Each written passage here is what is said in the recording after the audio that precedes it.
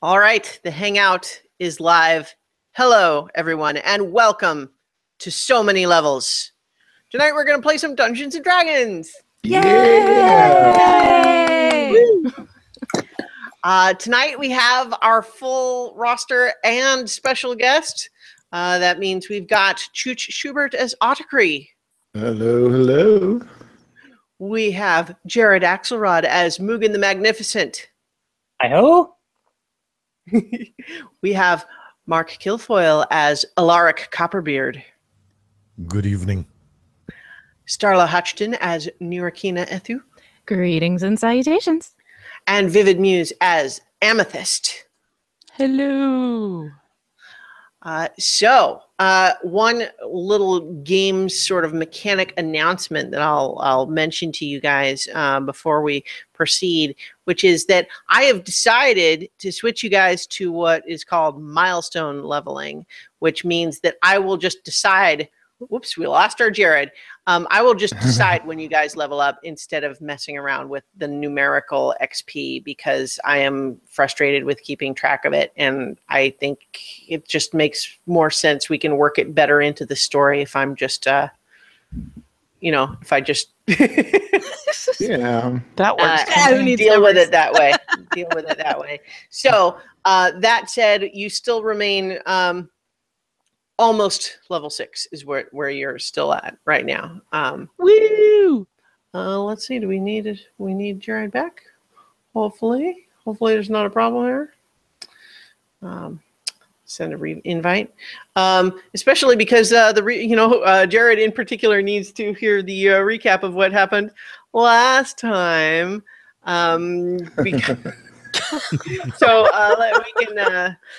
We can chat for just a moment. Hopefully, Jared can come back.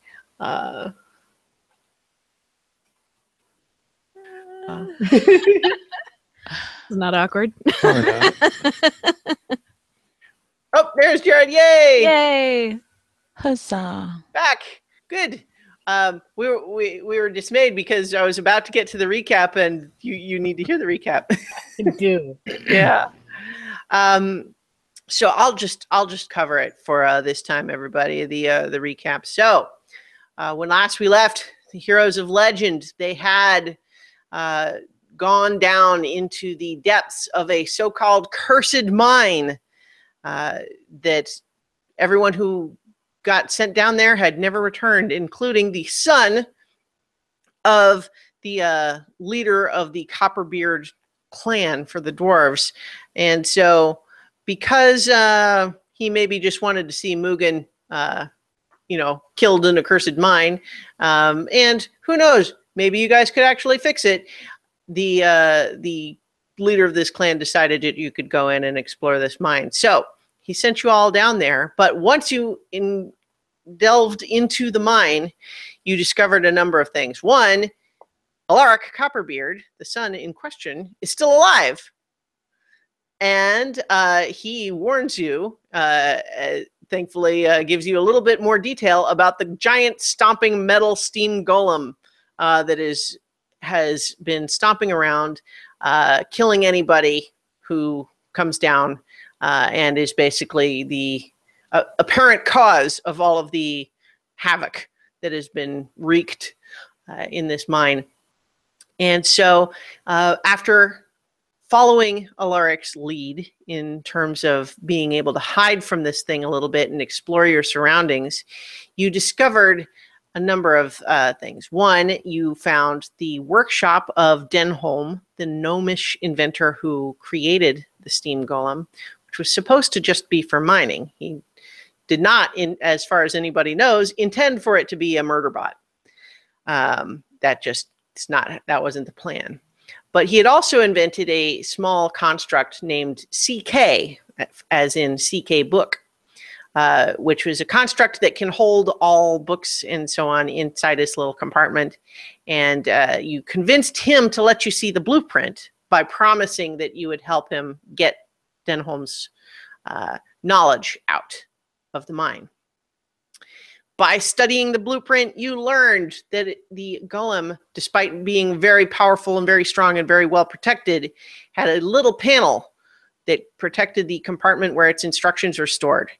You found the key by exhuming Denholm's body, and then by waiting until the steam golem had been slowed by taking on new cold water, you sprung your trap, almost died, but then, after all of that, Mugen managed to clamber up the back of this thing, use the key that you had found, open up the panel, and grab the pieces of paper out from its little brain box, and the steam golem just reverted to a standing position, no longer active.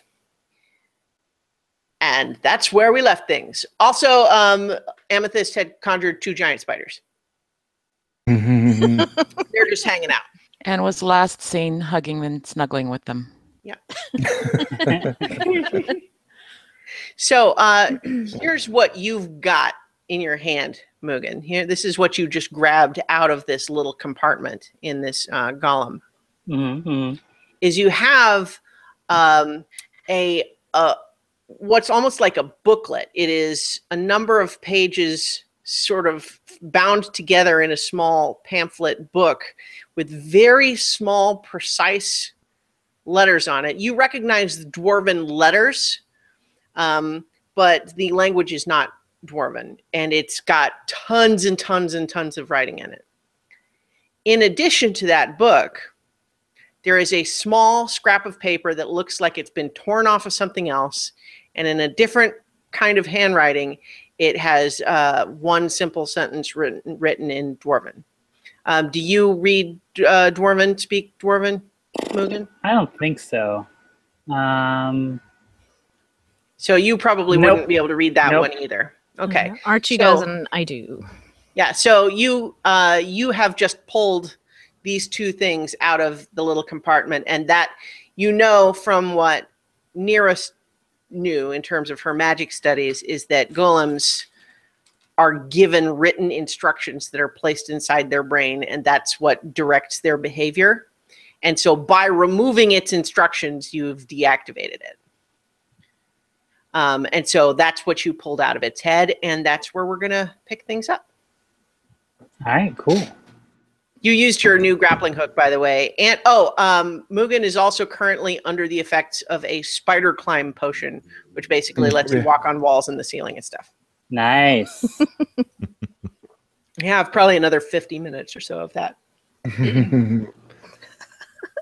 And also, for background, Elaric is kind of sobbing openly with joy over this crazy moment.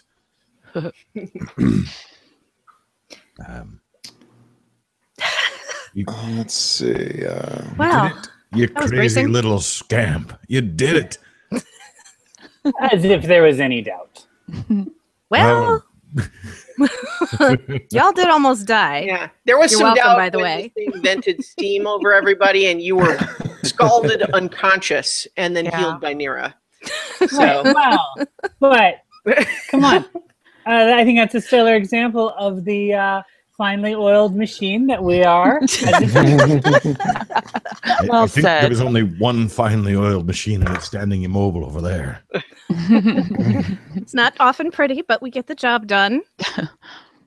Eventually. Oh, You're more lucky than all the others, and I'm infinitely gratified for that. What did you pull out? What went wrong? I don't know. Higgly-piggly. I tossed it to him. right. So Alaric, what you recognize first of all is that this booklet is in Gnomish, and you recognize Denholm's handwriting. And after a brief scan, because it's very dense and it's multiple pages, it appears to be detailed instructions for how to mine ore, refine it, form it into the ingots, and then store it. Holding it all very, that. very close and trying to scan in this tiny little handwriting. Yeah, so it's very detailed and dense and precise. And then the other piece of paper is written in Dwarven in what you recognize as the overseer's, the foreman's handwriting. It says, "Don't let anybody steal the platinum." Oh. No, that fool stuck this in. He must have. He's a dead idiot. He's still an idiot. So I don't know what to say. Denholm. I guess Denholm didn't screw up after all. I thought this was his greatest mistake, but it wasn't his mistake. Thank you. I need to rest. Oh, I think we could all use a rest. We can sleep anywhere we like. There's no god-awful machine stomping around, keeping me awake all night. You sure there's not two of those? Because if there's a second one... I've seen double a few times, but I'm pretty sure it was just me. The wrong mushrooms, as I said before. All yes. right. The mushrooms. Well, we do still need to look for that the bit to fix CK. Oh, true. Yeah. Maybe we can find something on the way back up. And we can take the lift this time, Mugen. Yeah. Listen, there was no reason not to take it before, I'm telling you. There to be used. So, out of character for a moment, what's the status of Alaric's arm? Did we do anything to heal it? I don't have the spells to fix it. Oh, that's right. Okay. It was Requires a really, higher really level. bad off. Yeah, so I am adding the this is the map of the level that you guys are currently on. Mm-hmm. Let me move me over there. So right now you guys fought this thing right around here. Near this train tracks. It was coming away from the underground lake where it had filled up its boiler. All right, and so those two boxes in the corners, those are the elevators, one of which is broken, right? Yes, that's correct. So on this map, the left-hand one is the one that the elevator car is destroyed, but the shaft is still open. The one on the right is the one that's functional, and then, of course, the stairs. And Alaric, what you know is that the cave-in that leads to the levels below is the one in the bottom right here. I would suggest we don't take a look at that at the moment. I know that was something you wanted to look at, but we could also use a bit of a break. I think I agree with you. Yeah. Nirikina, since you had a better relationship with CK than I do, if you could put this book and the note, the scrap, for CK to carry, I'll need it later to explain what happened here. Well, once I give it to him, is he going to give it back to you? Not me, maybe, but when we get topside, I kind of gave up on that whole notion. I haven't seen the sun in 4 years. Anyway, when we get topside, It's still basically the same. Warmer, maybe. Not that I don't mind a good hole to live in, but this was a bit much. But when we get topside, it might be best if you were to present the evidence. I can do that. So I'll just take it from him then. My appearance might not go well towards convincing them. My words will, but also with CK not talking to me, I wouldn't be able to tell him to give it to them anyway. So it seems maybe I have to thank you for a second time, Mugen, for interceding in my life. Well, I mean, if we stopped and every time someone had to thank me for all the good I've done, we'd never get anywhere. I just take it as written at this point. Something tells me you take it as wonderful accident more than written. Frequently, the wonderful accidents are the things that we remember and write down. So 6 of one, half a dozen of the other, and I'll take all 12.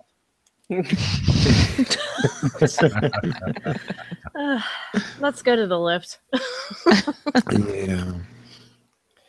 All right, so you guys make your way north through these tunnels, following the rail lines over to the elevator shaft. The car is not currently on this level, but there is a little bit of a machinery there that Alaric knows how to use and activates. And basically what happens is a little motor starts up and starts kind of rattling and banging, and you guys can definitely see how this would have absolutely attracted the golem's attention had you activated it when it was still around. But as it does, you hear the elevator car descending from the levels above. It's relatively slow. It takes about 30 seconds to go from each level, from one level to the next.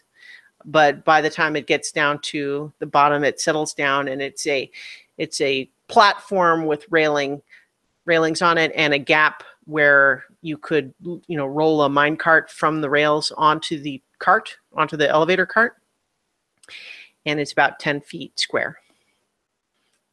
And then and so Alaric also knows how to set the control to tell it which level to go to.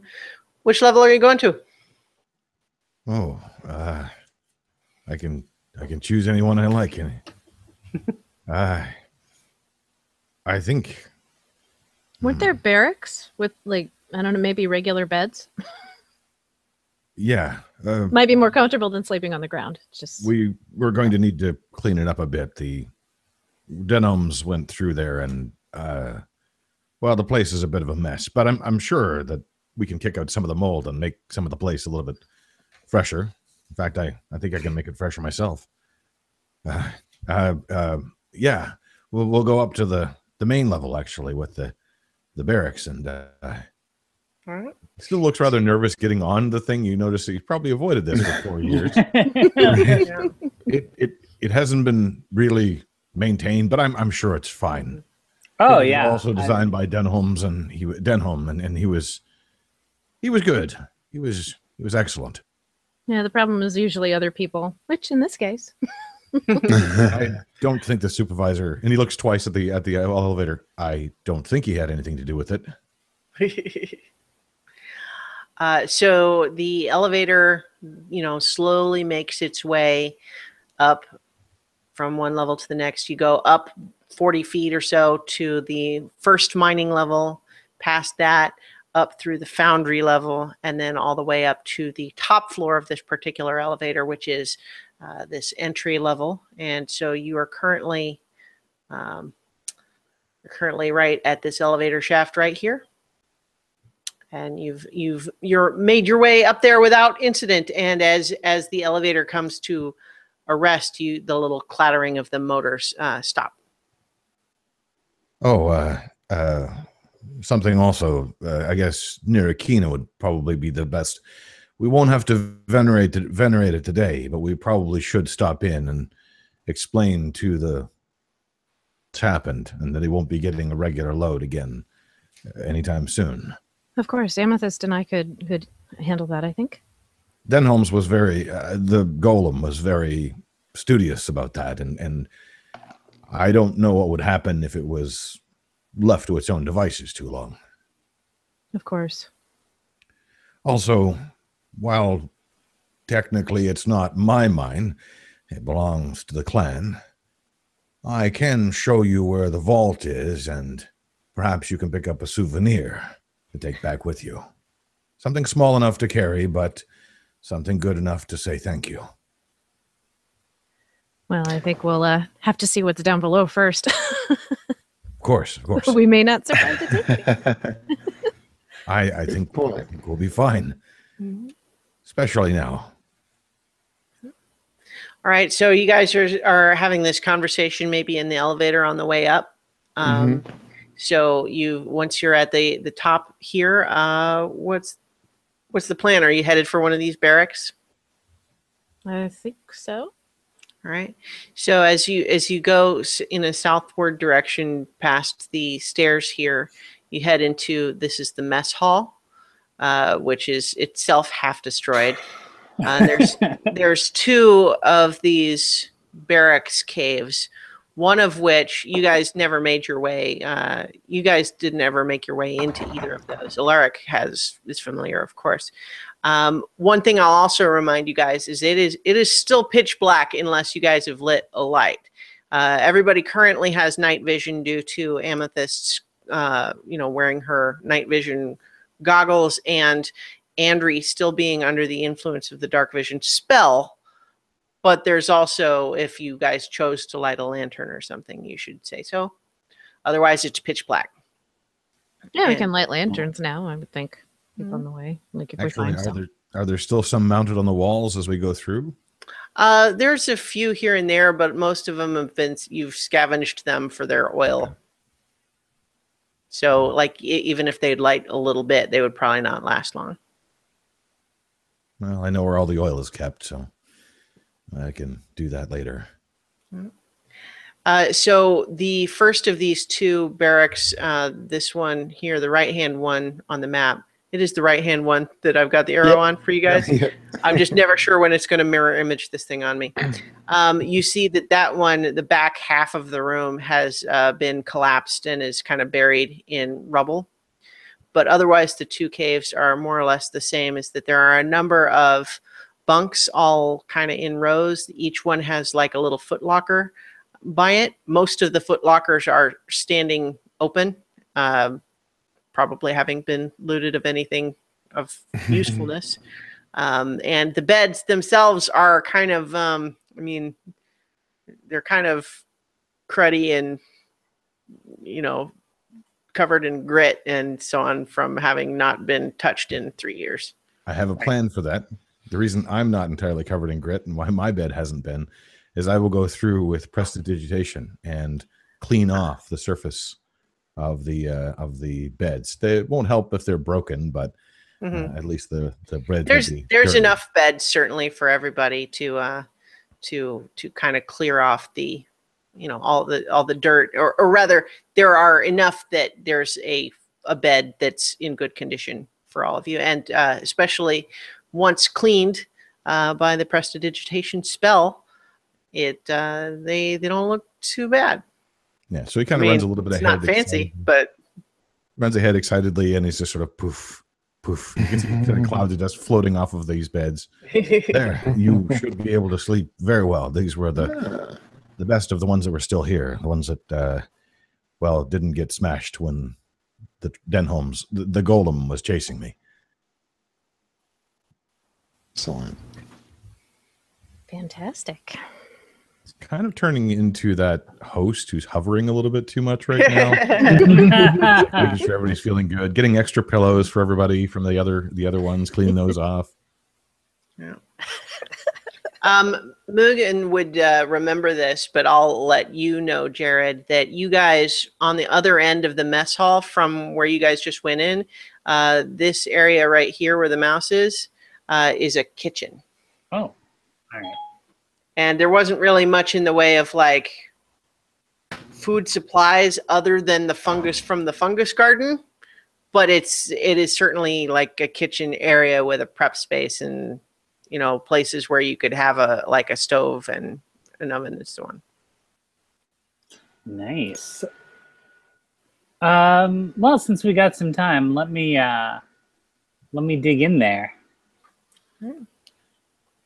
So there would be like any foodstuffs that you guys would have on you, and there are also many kinds of edible fungus available in the fungus garden, which is through the north side of that kitchen. That is what there is available. Everything else is long since rotten. Do you need a hand? I only have one, but I'd happily lend it. That's fine. I got something I've been wanting to try out. They fed me at the monastery. You're a monk, right? Well, I mean, they don't give you the robes just for showing up. I asked. I really asked if I could do the robes for showing up.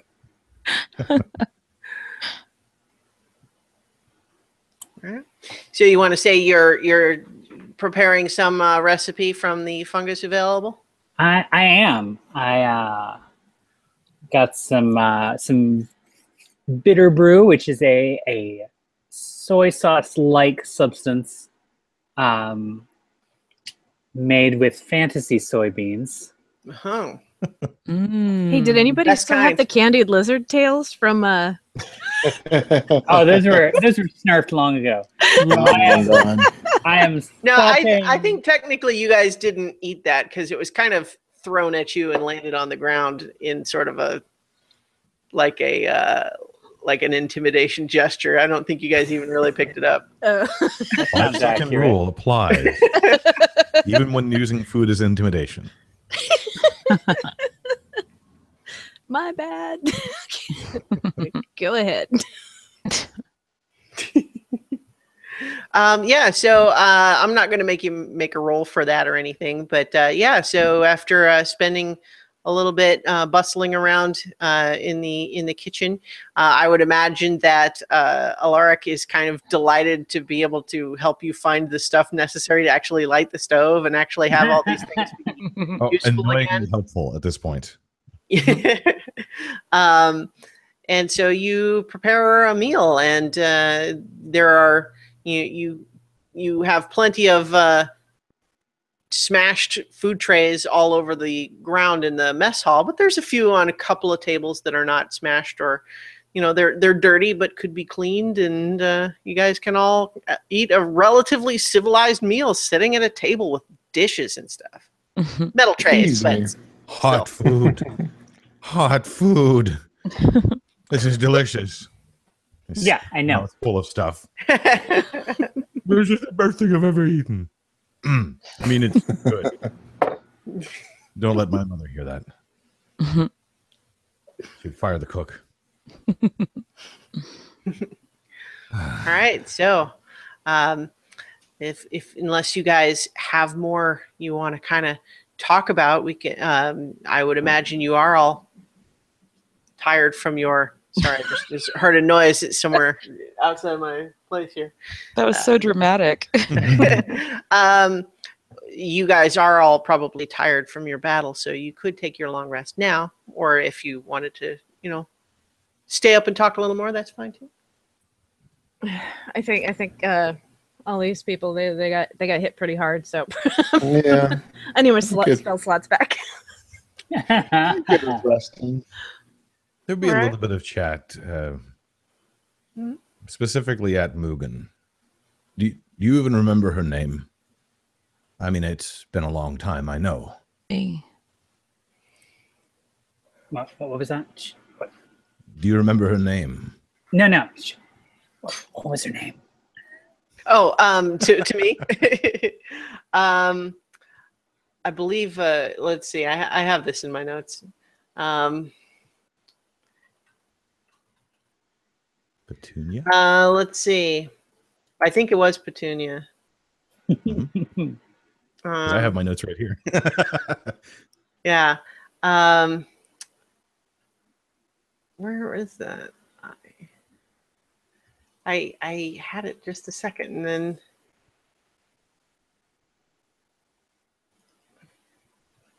yes, it was Petunia. Petunia Hoodoo, as a matter of fact, was her last. No.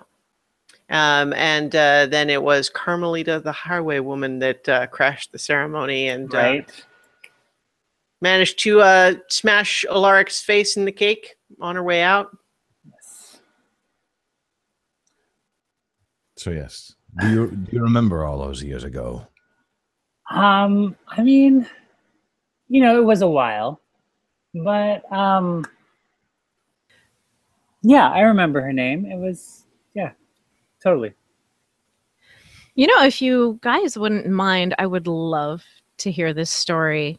Oh, I I'm just- sure Alaric doesn't want to tell us. I really want to better know my friends, and it feels like this was a very important thing that happened in your life. Mm-hmm. It was a century ago, but I do remember it pretty well. I've been kind of paying. Excellent. Go on, tell us about it.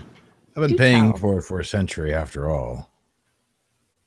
Really, it was my father's idea. When you have political families and clans, you may not be familiar. None of you are dwarves, so you may not realize how these things happen. But we trade with other people, and we seal the trade often by a wedding. And it was my turn. Sorry, not to cut you off, but just a little bit of world building here is that while that's true that it's something dwarves would do sometimes, in this particular case, it was the human side of the arrangement that was insisting on the wedding. Mhm. And so your father definitely was going to make you do it, but it's more of a human custom than a dwarf custom in this particular world. Okay. So just context. Sorry. So the human might recognize marriage as a way to seal a deal. Mhm. And it was a big deal. The Tasman Baron, Hoodoo, is going to do a lot of trade with my father, and my father loved to do a lot of trade. And it was my turn to step up and represent the family. So I was going to do my duty and marry Petunia. She wasn't much. That's what her name was, Petunia. She wasn't that old, and she was definitely not that interested. Frankly, and he strikes a pose, I don't see why she wouldn't be. I had a lot to offer. I was in my very young youth. I'm still in my youth, I suppose, but even then it was a little younger than I expected to get married, but I was going to do my duty. And my father said it was going to happen, so it was going to happen. And so the engagement was set, and my father decided that he needed something special to tie the whole ceremony together, to bless the whole relationship, to make sure that the trade flowed well. And that's where you came in, Mugen. A fox spirit. Yeah. Although I'm not quite so sure what's so spiritual about you, at least not in those days. I've learned a little bit about you since. My father learned more, but since neither one of us saw you, we assumed you vanished, or perhaps your short life had come to an end. Well, I sort of did. My father kept looking for a long time. Anyway, the fateful day came, and Mugen, the Magnificent, as he's come to be called, did quite an interesting ceremony, I suppose it was. Excuse me. That was an appropriate ceremony for fox spirits at the time for the wedding, okay? Are you a fox spirit? I don't think you have any way to judge. Sure, it may have been weird by dwarven standards, but a lot of dwarven customs are weird by fox spirit standards, I'll have you know. It was technically a dwarven and human wedding, mind you. Oh, well, don't even get me started on some things that I find weird that people do. Oh, I was rather impressed by the shade of red that Tasman, the Baron Hoodoo, his face turned after a few of your more colorful comments. But as it would happen, it didn't really matter in the end. I don't know if you were already planning to leave. That's something my father had said, and he claimed that you were in on it the whole time, and that this was all intended to ruin his reputation. But frankly, I think Petunia was the one who was in on it all the time. And certainly when the wedding went sideways, when the delightful Carmelina showed up. Carmelita. So you did know her. Only through reputation. That's quite a reputation, as it's come to find out. Carmelita had other designs on. At first, we thought maybe the Baron Hoodoo, who was held at knife point, Then I had thought maybe me, but it turned out that the little waif Petunia was the apple of her eye. And they left. Not before making an impression on me, or more accurately, me making an impression on the cake. It was perhaps the funniest and most embarrassing thing I've ever had happen to me. And I was, well, it wasn't pleasant to my father. He blamed you and Carmelita and sent many people after both of you, I think, over the years. I've actually met Carmelita since, once. She didn't know who I was, and I kept it that way. She seemed happy, and so did Petunia. Oh, well, I'm glad it worked out for them. They were good I wasn't kids. going to begrudge them. But my father doesn't forget and rarely forgives. And for a long time, he blamed me because he could find me. And for the next 90-something years, I found myself one place or another cleaning up one mess or another. Frankly, it was exhausting and a hell of a lot more fun than staying at home. I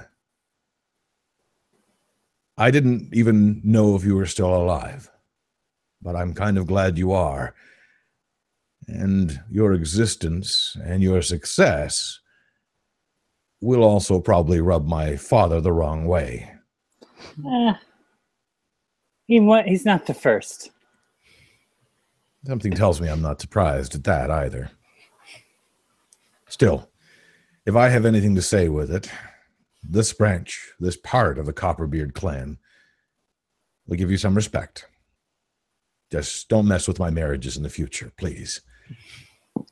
Listen, I am not responsible for what Petunia and Carmelita do on their own free will, okay? I was hired to bless the wedding.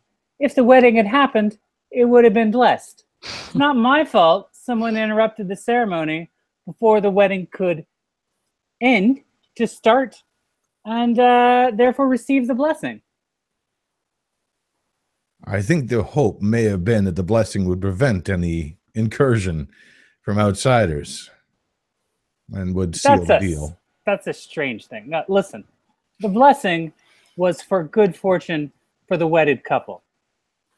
You guys never got married. Ceremony never got finished. No one said, and now man and wife, or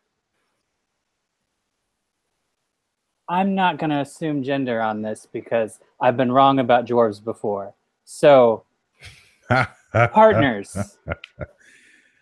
It would have been man and wife, or a dwarf and human, or whatever combination.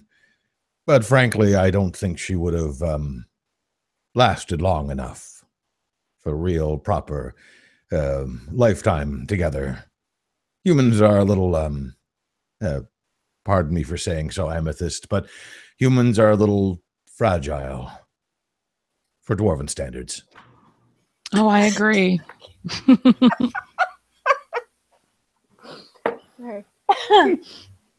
But Going to assume you're referring to lifespan. Among other things, I'm sure. spans of different kinds. You're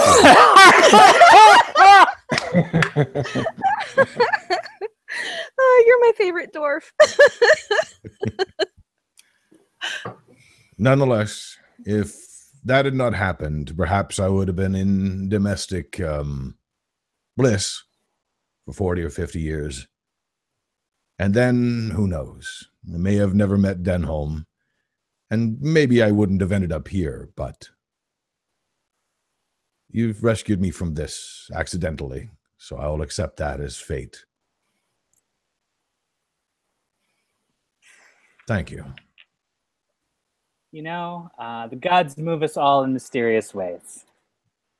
Sometimes you can't question it. You can only roll with it. I see you take your monk training seriously.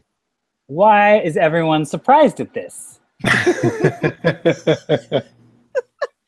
Because The stories I've heard tended to suggest otherwise.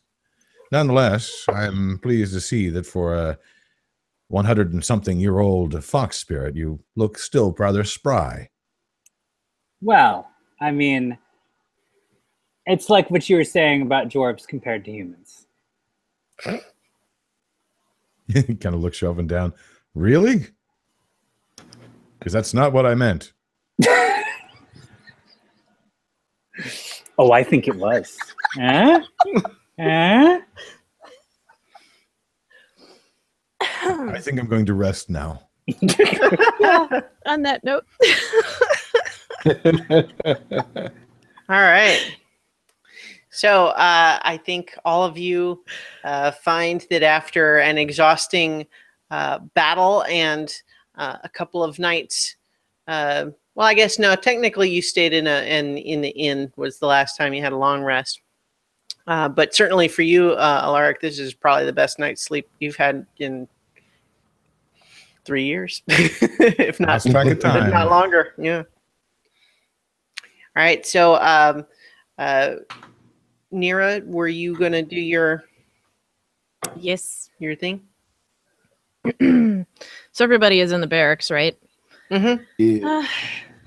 All right. Well, I'm gonna wander off, kind of maybe back more towards the kitchen, kind of just away. Okay. All right. Rushama, your humble servant comes before you to present you with the knowledge that I have gained today. Well, today I learned that the interference of others can sometimes thwart the best of plans. And I learned a little something about dwarves that I'd read before. That's not what I was going to say. Shut up. You're not listening. You can't hear me. Rishama's like, True that. Yeah. I had heard stories of dwarven greed before, and while I don't know the particular dwarf responsible for what happened with the golem today, I feel that was likely at the root of all the problems with the golem we encountered and defeated. So I suppose it's a tale of a lesson to be learned. But we are, I think, going to rest up, and we will head towards what we think might be further cause for worry and concern. I'm hoping to find another rift for us to close, and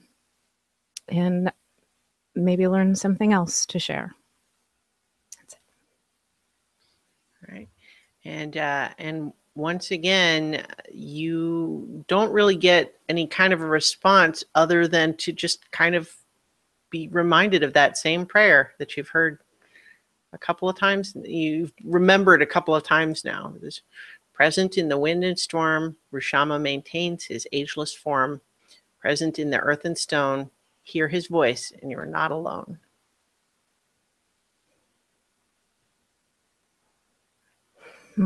Yeah. I still can't puzzle out the specific meaning of that. Well, I feel it's important. So the 8 hours passes. You guys are actually not 100% sure what time it is. It's a little distorted down here without access to the sun. And Alaric knows that the chimes that you guys heard were not the chimes, but the sort of deep tones that you heard resonating everywhere when you were further out change in tone to indicate what time it is. But you guys are deep enough and far enough down here that they're what you can hear of them, and you can only just barely hear them on this level and not at all lower. They're distorted so much by echoing through long tunnels that it's impossible to say. Alaric probably has a few fits and starts, instinctively waking up when he hears like a little rock or anything falling. But then can look around, see them, and go back to sleep easily. You recognize at one point that what you actually awoke hearing was the absence of the ka-chunk, ka-chunk, ka-chunk. Because it would have been about time for it to come by, yeah. Yeah. So you guys all get a good full long rest. You feel refreshed, back at full hit points and spell slots and so on. Make sure you select your new spells if you want to change them out for the coming day. Yeah, that's what I was looking at now. There's like only one. I can't figure out what I want to replace it with.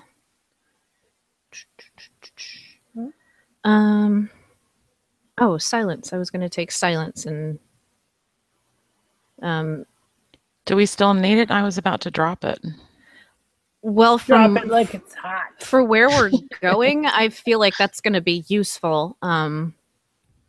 So I was going to switch out because I'd switched out before blindness, deafness for silence. Right.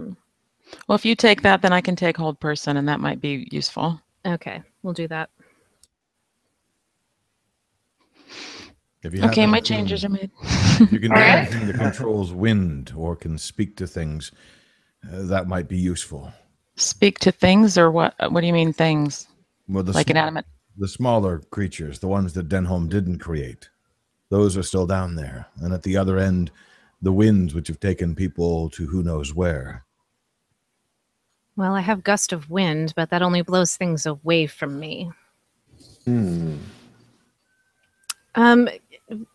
Do you know what these other little creatures look like that you keep talking about these things and I'm not sure. Yeah. Like I can talk to animals, but I don't think that's what you're talking about. No, they look mechanical of some kind. Yeah, so you remember that they look very construct-like, and yet whereas when you look at, say, the Steam Golem or at CK, it's very clear that this is a machine that's been made from metal parts, and maybe it's able to move, but it's obviously a machine. Whereas these things look like a hybrid, like they have stuff that looks like metal but moves like flesh, and they're kind of it's a weird blend. And it's not even just like, because CK magically sees via a biological eye on the end of its little, movement arm, and the rest of it's mechanical. But it's very clear each piece what it is. Whereas these things, they just like, all of them looks like some sort of a weird blend of something artificially constructed and something alive. And they're all in regular shapes, too. Some triangular and some square, some more sides than that, but regular, with limbs, purpose. But I didn't dare speak to them. Others had, and, well, they joined them until they could no longer move anymore. And I ran. They didn't say much. If I recall, the only thing they said was, "It's the law." I don't know what that means. Yeah, they can talk. They talk a little, but not. They're not very interested in talking. I didn't. Others went forward and talked to them. But you did see conversations of a sort happen, even if you weren't really near enough. But yeah, they do say it's the law a lot. And they're building something. It's probably been a while since you were down there. Oh yeah. Not since the last group came through and, left. Okay, left as in... Some seemed convinced to join in the building. Okay. And never stopped. Could not be convinced otherwise, and I didn't dare to go near them lest I be caught as well. And the others fled, but off towards the winds and vanished. I didn't think it was safe to go that way either.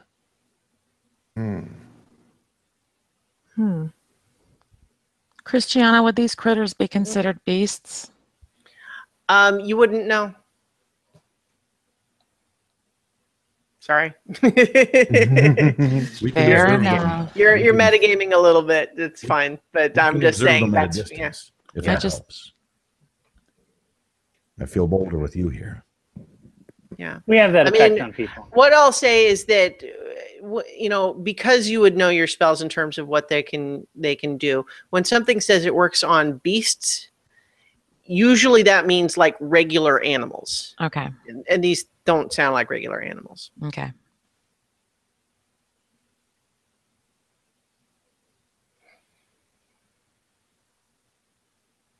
So, All right. Where- Should go see what they're all about. Yep. Did everybody reset their like if you used hit dice? Yeah. oh, good. Thank Yeah. you. All right. So you're heading all the way down then? We might as well take the elevator, Hmm? at least down to the lowest level. And then, do we have rope? I still have some rope I can scavenge. Oh, I've got better than rope. It's impressive, but I don't think it's going to carry us all. Well, one at a time, but yes, it will. Also, Yeah. did you want to check in on CK? You wanted to see if you could repair him. If you guys wanted to go check on CK, Amethyst and I can go speak to the. We'll head down to the foundry. I was just thinking, if CK is not necessarily going to go down there with us, we needed him to walk to take him out of here, right? Right. Or We're you could gonna carry take him. him It's down not with that us. big, but Yeah. I'm thinking actually leaving him immobile might be better for now. Unless he goes up to the surface and brings who knows who down while we're trying to take care of business. Yeah, we don't. Well, want him you wandering also off. know that the stairs up to the train station are crumbled away. So even if he could walk, he probably couldn't get up to the train station. And then, as far as you know, it was like a 40-minute train ride to get here from the other place. So the odds of him being able to just wander off are low, even if it was fixed. But it's still up to you. He might get himself hurt if he wanders the wrong place down here. That's Right. a concern. I think I could repair him when we're done. We should probably, because we don't know how long we're going to be gone. We should speak to the. Was it a fire elemental or a fire spirit? Yeah. It's a spirit. Okay. It's an elemental spirit. Okay. All right. So you're heading to the foundry level then?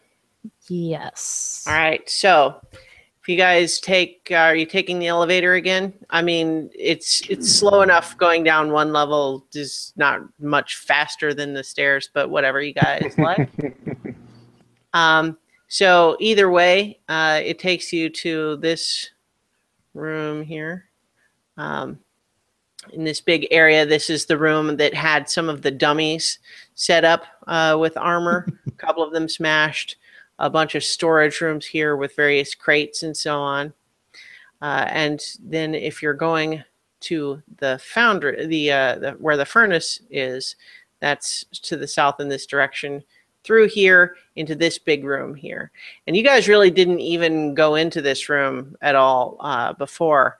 But as you enter it, you see that it's a big room, and you can feel the heat of this furnace on your face, just the heat of it on the skin as you enter. You see it's a large furnace, and it's got these three big hoppers that are designed to, there's various chutes and so on. So the ore can just be poured into the furnace where it's melted. Then it pours out into these hoppers, which can then be turned on their sides to go through these little chutes in the wall, where presumably that's where they're cast. But here is where they're smelting and burning away the impurities from the ore, refining and so on.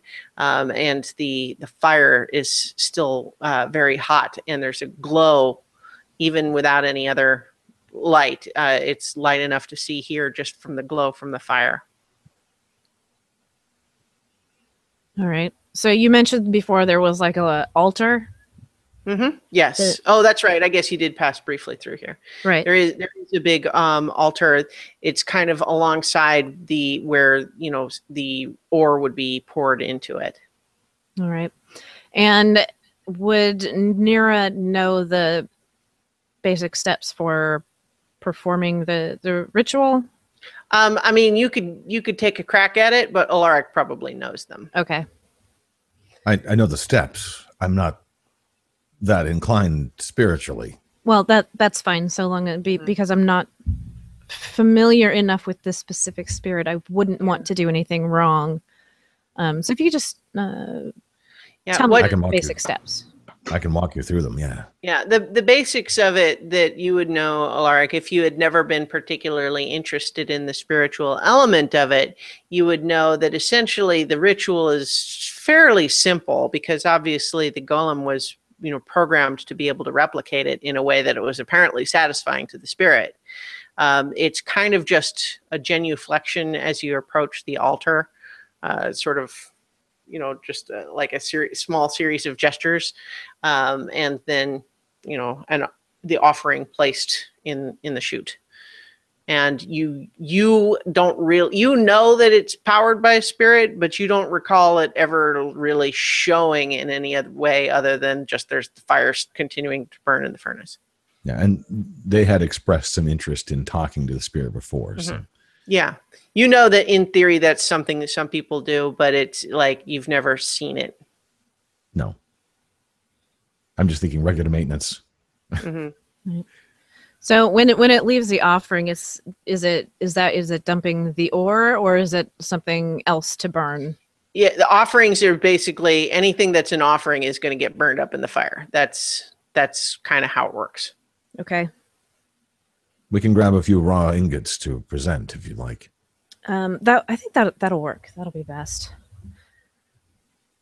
So there should be some. When you say ingots is what is like kind of a rod or a bar of refined metal, but like a chunk of ore or something. Yeah. There's enough of that around. You guys could just grab a few pieces.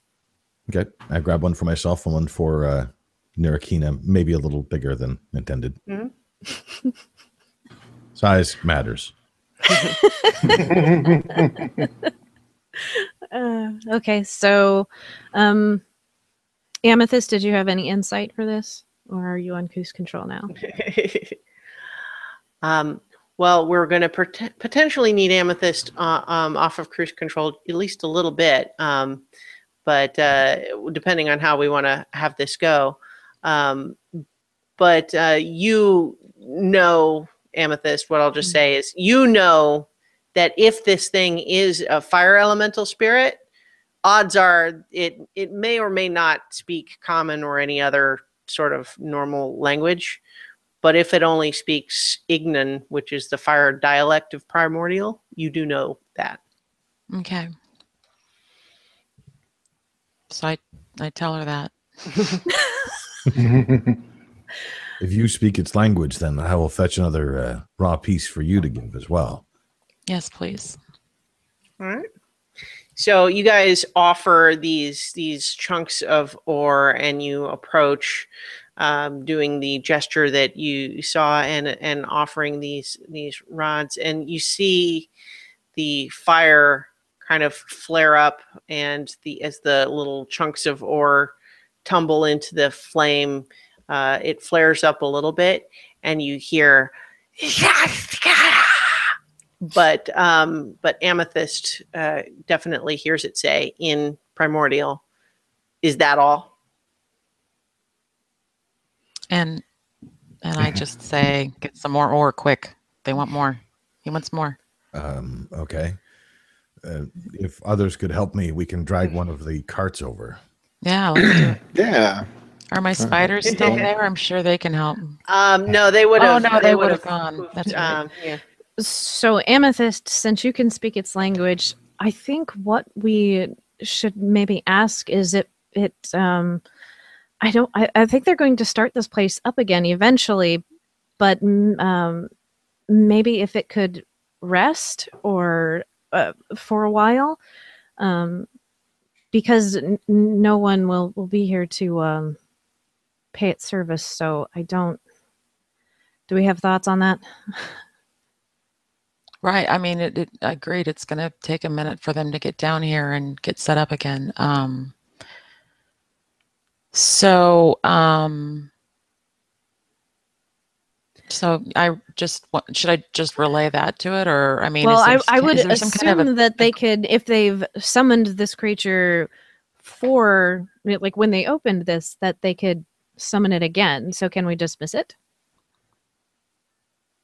visit? I'm sorry, did you say visit? Dismiss it. Like, Christiana, do I know that? Or do I have to ask? You know that it's probably got some sort of a ritual that in theory keeps it bound to this place that might be aided by it being cooperative in that.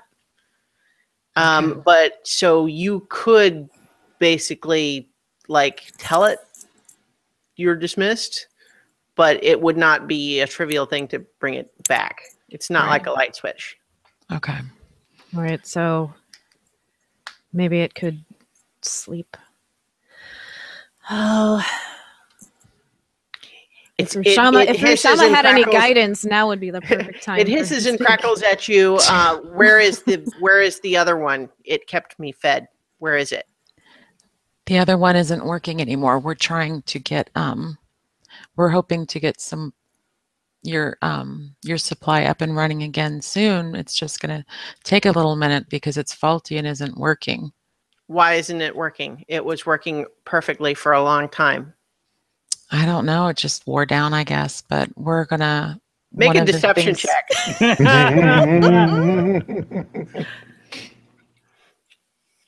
Oh shit! I'm +0 for deception, guys. That's okay. No, it's not. I'm a lousy liar. 9. Oh. See? No, it's like should have booped her with guidance. It worked perfectly all by itself all this time, and now you show up and say that it fell into disuse all by itself. Why have you destroyed my source of food? We have not destroyed it. We have just found that it's not working right, and we're trying to. Well, then fix it. We're trying to fix it, and we're also trying to get the other people that were down here and feeding you. We want to have more people to feed you so that you'll stay. I only need the thing. The thing isn't the best. Fix it. Starla. I can't understand what it's saying. So I'm going to relay this to you. And it's Mm-hmm. okay, Nera, it's getting pissed. It doesn't like that it's not working. It wants us to fix it. It wants it. It doesn't want anybody else. The person that built it and knows how to fix it is dead, is gone. So we have to get out of here and we have to bring people back that know how to fix it because we can't. How did Denholm die? I'm asking out of character.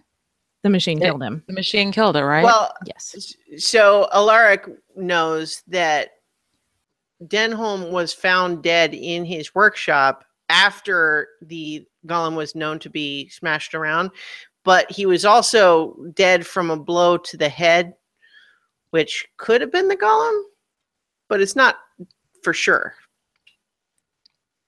Because the golem is not like delicate usually. Right. Okay, we'll figure that out later. So someone killed the only person that could have fixed him. So I tell it that it's not working and that the person that can fix it is dead and can't. It's burning hotter and hotter, just saying, fix it, fix it, fix it.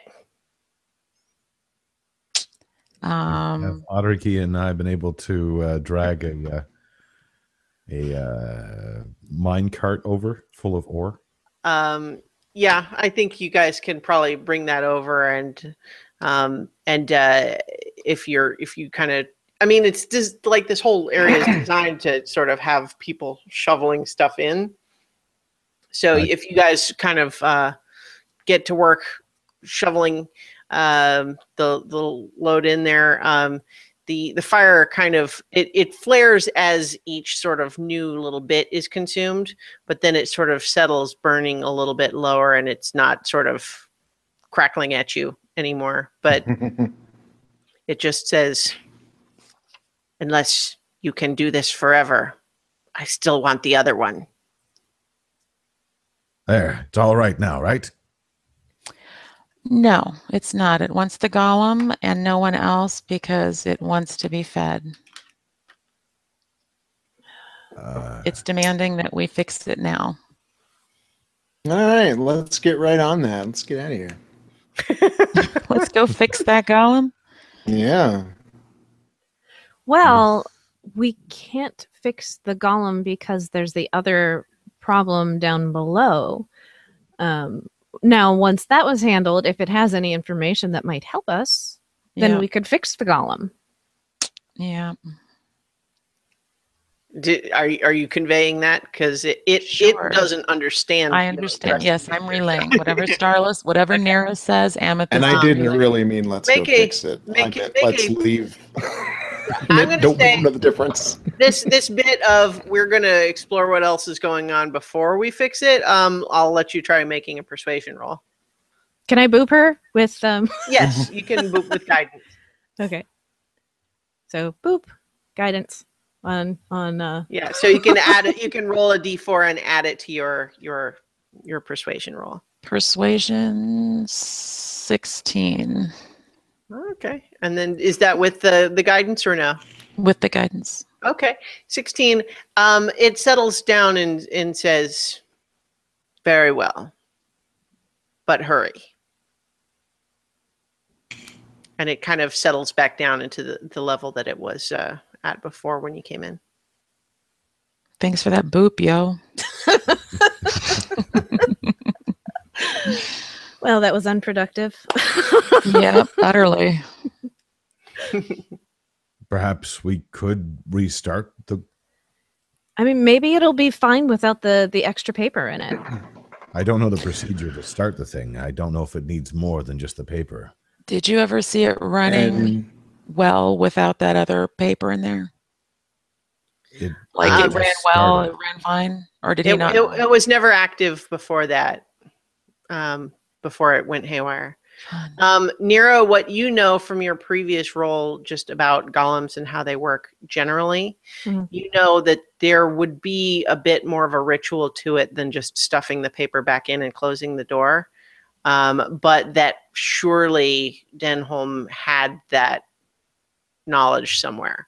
Like it would usually there's a book that is needed for creating golems. So if we want to get this thing fixed, we're going to have to go back to CK. And if we want to get this particular book from CK, you're probably going to have to fix him. Archie. He listened to you before. Well, I don't really see But I made a point. promise we haven't made good on yet. Well, it could also be a on your way out sort of thing. Yeah. Yeah, I don't see really any point in doing that right now, unless we want to write some new instructions for that bad boy and have I don't him think I want to protect attempt that us. fate. I would I caution know you to be we- very careful. Talked about it briefly. I just didn't know if that was totally off the table or not. He's a technology nerd. He's going to fight for this, guys. No. But You look wanna at what program the happened thing. when one small scrap of paper with one simple instruction was added to that machine. That was all it took, and it just killed everyone. I would rather not do that, I think. But we could Because write better I don't know enough of... I mean, You're not going anywhere near that, Mugen. I bet if we thought it out, we could probably come up with maybe 3 laws. There's a great gnome that Denholm talked about. Name of Seamoth, I think was his name. It may have just been A. Seamoth. He might... Oh, save us. All right, so yeah, I think maybe I think that would take a lot more thought than we have time for. Yeah. Let's just get down there. So whatever we're gonna do, we got to do it fast. So I guess head downstairs. All right. So you guys head back down the elevator, I'm guessing. So you guys Probably. like the elevator? That's fine. So you go down one level to the mining level and then to the second mining level. This is the bottom of the elevator shaft. Bottom So then floor, you- everybody out. Yeah. You make your way down along to this furthest tunnel. And as you come along here, you reach what is clearly there was a cave-in of some sort into another cavern below. Fortunately, it's not like a sheer drop. There's kind of a tumble of debris down into it that's it's a little bit difficult to climb. Like it wouldn't be quick coming up or down it, but it's manageable. So it's not something that. Okay, I'm sorry, I'm getting distracted. Like it's not a fall situation. I'm not going to make you roll to climb down it, but it is, a significant climb. You have to kind of be paying attention. Would not be fast to climb back up it. But that leads you to basically you're in this area, this kind of tumble, and you're in a big cavern that leads in two directions. From one direction, you hear the howling of wind, and from the other direction, you hear what sounds like a lot of footsteps moving around and various sorts of clanks and mechanical sounds coming from the other. Before I go down, Wind to the north, mechanical to the south. I'm going to cast Mage Armor just to be prepared. All I want to right. warn everybody else, if there's something you need to prepare, now would be the time. Yeah. Incidentally, the for the main party here is as you guys got closer and closer to this cave-in, you realize that you can kind of feel the little bit, where you have your scar, you feel the pulse a little bit. Like you can tell you're getting close now. Mm-hmm. But then, so you settle into this area, and it has the two directions. But as you kind of get down in there, and because you've been sort of following this feeling since you sort of realized that you have it, but now once you've descended into this lower cave, you realize you feel it coming from both directions. I don't like Admittedly, I'm curious about the wind. that. I can show you as close as I went to the wind, and I would recommend not going too much further. Maybe you can see something that I didn't. It is a somewhat terrifying wind. When I say wind, it is not a breeze felt on a summer day. It is the cold, icy touch of death running through your spirit. Something close to that, anyway. I'm not a poet. All right. Does anybody else have a feeling on that either way? I guess not. Getting the same pull, so one's as good as the other. All right. So you're heading north towards the sound of the wind then? Mm-hmm. Yeah. Right. Alaric, as you're kind of heading in that direction, you're kind of recognizing a little bit that, like, as much as you sort of had remembered that you didn't like it and didn't want to go there, you're almost feeling the anxiety build as you go that way, of just how much you may have repressed a little bit what happened there. But if you're assuming you're continuing to follow them anyway. Cautiously, yeah. Yeah. I will kind of point out there's a bend up ahead, and I think it straightens, and there's a shiny rock to your right as you come around, and just a simple quartz in the wall kind of thing. Mm-hmm. Yeah. So as you guys kind of make your way around, you're definitely hearing the wind it's not a constant howl exactly. It sort of comes and goes in gusts, and you start to feel little breezes on your face, and it's at your back as you move through. And you're making your way through the tunnel, and the wind starts to kind of pick up a little bit, and it's still at your back. You're making your way through this tunnel further. It extends forward into darkness further than you can see, but I'm assuming you guys are continuing to move forward, and the wind is picking up. And then you hear a roar like a coming hurricane, and the wind suddenly picks up very strongly at your back, enough that you are all lifted off your feet and find yourself tumbling through the tunnel in the direction that you were going, and you are kind of flipped and somersaulted around, and you're all taking, actually, let's see. We've gone too far. Don't say! You all take 8 bludgeoning damage just from being smacked around the walls of this tunnel as this wind carries you along. And any light that you had, like, with you, any lantern or anything, is out. It's extinguished. And you find yourself, once the wind kind of dies down a little bit, it's still very strong and very loud, like it's roaring through your ears. But as soon as it dies down enough that you are stationary again, you look around, and you're not even sure it's the same tunnel. And the wind is still just howling. It's loud enough that it's kind of hard to hear each other. And it's blowing grit, and it's just very unpleasant. And the tunnel is kind of narrow. And there's something feels weird that it's a little hard to put your finger on at first. Everyone make a perception check. Additionally, as this is like all happening, I'm just gonna, Nira's going to mutter that little prayer to herself, sort of out of reflex. All right. Because she's got a 1.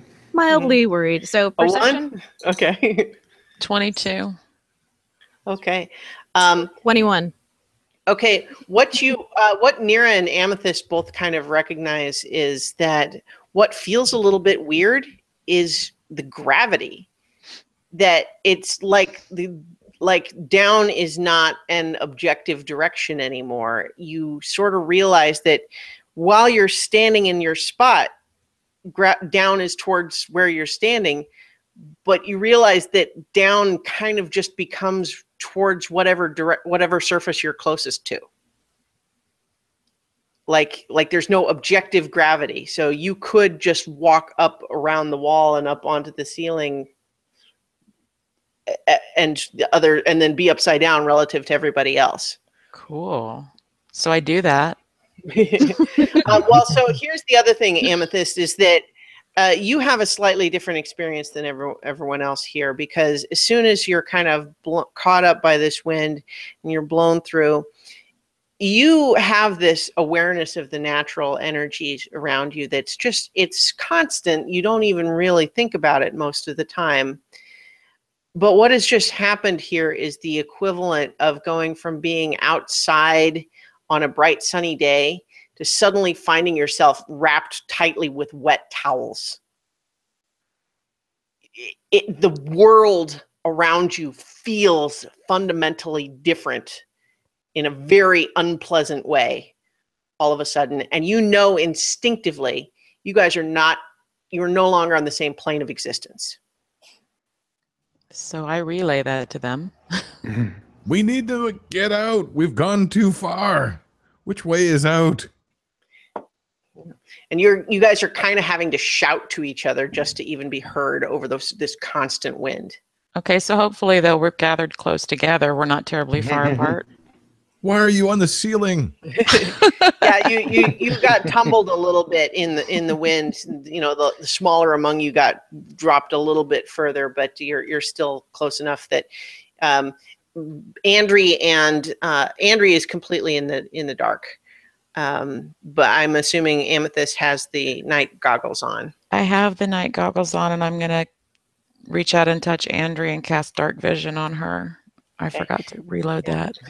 Well, if you guys maybe had a lantern with you, but it was, Yeah. it was extinguished, and in fact, you Nira spots that it has smashed against the wall when you guys were tumbling. Does anyone object to grabbing all of us onto one rope so that we don't get lost from each other? Because this is very unnatural, and I'm getting nervous that we're going to get separated at this point. I reach on and grab the nearest person by whatever limb I can reach. Oh, it's me. And I'm going to scamper off the ceiling and grab onto whoever is closest to me, which is usually Nira. I got you. All right. So, yeah, you guys have all. Are you actually tying yourselves with rope or just holding on to it? I don't think that tying is a good idea. I don't think it's a bad idea.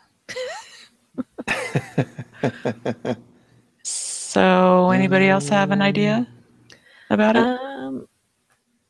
I think the only way out is through. Do you know what's going on? Do you? No idea. That doesn't usually stop us. Yeah, I mean, through if we are able to Well, with that mobilize. wind, we I don't think we can go back. That wind was just too powerful. Yeah. I remember walking now. I'd forgotten. I've been through here before. Yeah, with your companions. There were 3 of them with you when it happened. But they didn't come back. Yeah, you remember now that this wind, like there's something about it. It's not just physically unpleasant to have it blowing on you all the time, but there's something about it that just wears at your soul. And what you found is that one at a time you would just turn around and someone has wandered off and you never found him again. It would be best if we were. You're not even sure how you got out. You stumbled down a slope and woke up back in the other cavern. It would be best if we were tied. Do not get separated. Do not get separated from me. I don't know if it's me or something about me, but I did get out. I don't know how. I just remember that others didn't. All right. Well, Let's tie off. yep. Safety ropes. Can someone tie me in? I can't Oh, really yeah. do that. Yeah. really well. So are you all like around the waist? That kind of. Yeah. All right. So you've all Not here, fastened stop. yourself in kind of a chain around the waist here. Can I specify that mine can get bigger if necessary? Like if I had a sudden bance? Yeah. Make a wisdom check. No, make a survival check to see if you know a knot that can do that. 19. There you go. You do. You know just the knot. It's almost like you've had to do this before. Yay. All right. So Don't tell me listen. what order you guys are in, like in terms of the sequence of people on this rope. Like, so who's on first end? Who's on first? Really? Yeah. I'd like to be in the. Why don't I go first so I can turn into panda form if I need to and take the brunt of whatever we run into? Okay. And I'll be heavier to hold us down. All right. So Amethyst's on one end. Who's next to her? I'll go next. Okay. Next. I'm right behind her. All right. I'm apparently attached to the fox spirit. Okay. Yeah, it makes sense if I'm at the end as the other end of the bank. We've got so and then Andri. And Andrew. Yeah. And then Archie I'm surrounded by at small the other people. end. Mugen, although he's very slight, he's about the same height as you. but you're Skinnier. much bigger. Yeah, you're stockier. He needs to visit the kitchens properly. I'll take him to the kitchens when we get back. So you guys have now sort of tied yourselves together, and you can now all see, thanks to Amethyst's, goggles that she's got and the night vision spell that you cast on Andri. Let me double check. Does that spell, how long does that last?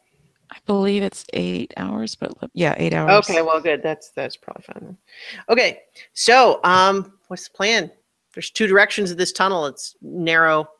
There's the way the wind is blowing and the way against the wind. So we go the way the wind is blowing. Follow with the wind, yeah. All right. You make your way in that direction, and the tunnel is just bare rock. You see no evidence of any kind of, like, it's very dry too. You don't see any moisture. There's no vegetation. The walls are smoother than a normal cave that you've been in, but you suspect that might have been just constant erosion from these winds, because they don't stop. They don't let up for a second.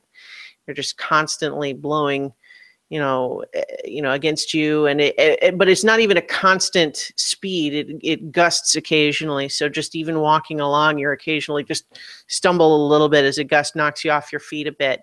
It's just keeps going, and you're moving through this tunnel. It'll occasionally get narrower.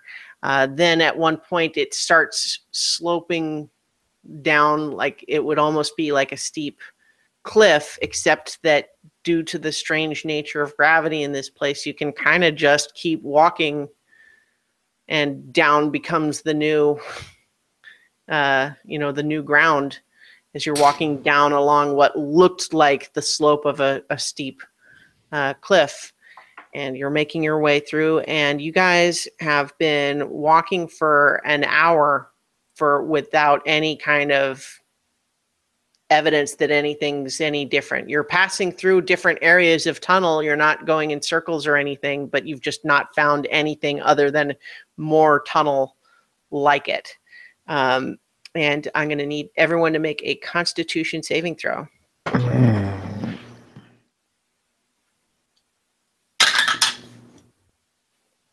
20. Not natural. Okay. 20. 13. All right. Oh, natural 20. Nice. I have to roll for Andri. Did no one got below 10, right? Nope. Or did someone? I didn't. Correct. Okay.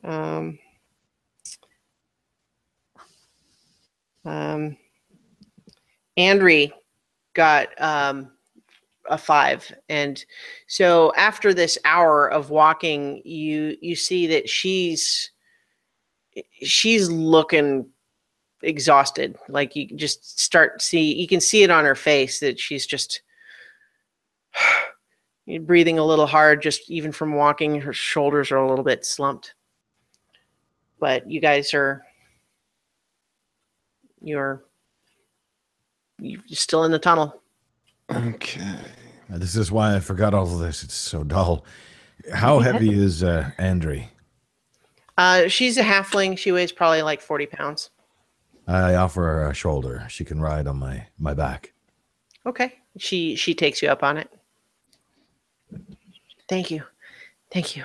No problem. It's just like the wind. It's just doesn't stop.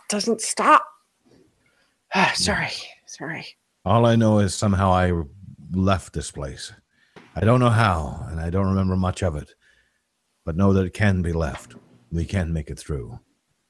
Do any of you know anything about what might cause things like this? You were looking for something when you came down here. Is this it? Is it here somewhere? No, we're looking for more of a glowing rift. Purple light. It's like flames, but not really flames, but flames. Yeah. Right. But So- not Exactly. just to clarify what you realized, Amethyst, is that like you don't even precisely know how you know, but I mean these fissures that you're looking to close are basically tears that lead from one plane of existence to another, and you guys are in a different plane. You are not in the prime material plane right now. So you may have even passed through a fissure. Oh. Yeah, so I share that good news. So it may have been the door. I mean, I didn't see a door, but if we're somewhere else. Did we see this bright, shiny rock he was talking about before? Yeah, he pointed it out. It was just a piece of quartz in the wall. It didn't seem special in any way. It was significant enough that like you could see, yep, there it is. It didn't look unusual though. The tone of his voice was that he sort of expected it, but didn't know why he expected it. As like it was just kind of a landmark. Like he recognized it. Yeah. Previously, he told you he hadn't walked down the entire cavern. Apparently, should we go back and see if we can find the portal that we passed through? Do we want to be on another plane right now? Does anyone want to be on another plane? It seems that's my concern. Is if we close the rift from this side, we can't get back out. Exactly. Well, but by passing through it, we would have touched it, and then how would that have worked? Maybe not. Can we pull out the map and our map from not Maleficent? What's her damn name? Melicant. Melicant. Sorry. You pull out the map, and all of the glowing circles are dark. It looks like an ordinary map now. Crap. I think we should go back. Are we in agreement? Yeah. I mean, that just, I don't know. Going back just doesn't seem like something we do normally.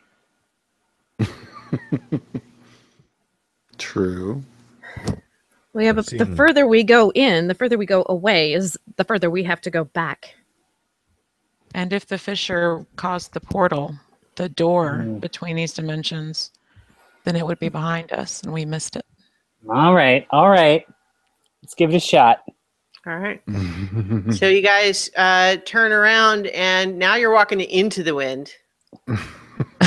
And you're constantly having to kind of shield your face just because little bits of grit and pebbles and sand occasionally blow through it, just carried on the wind, and it's still just loud in your ears.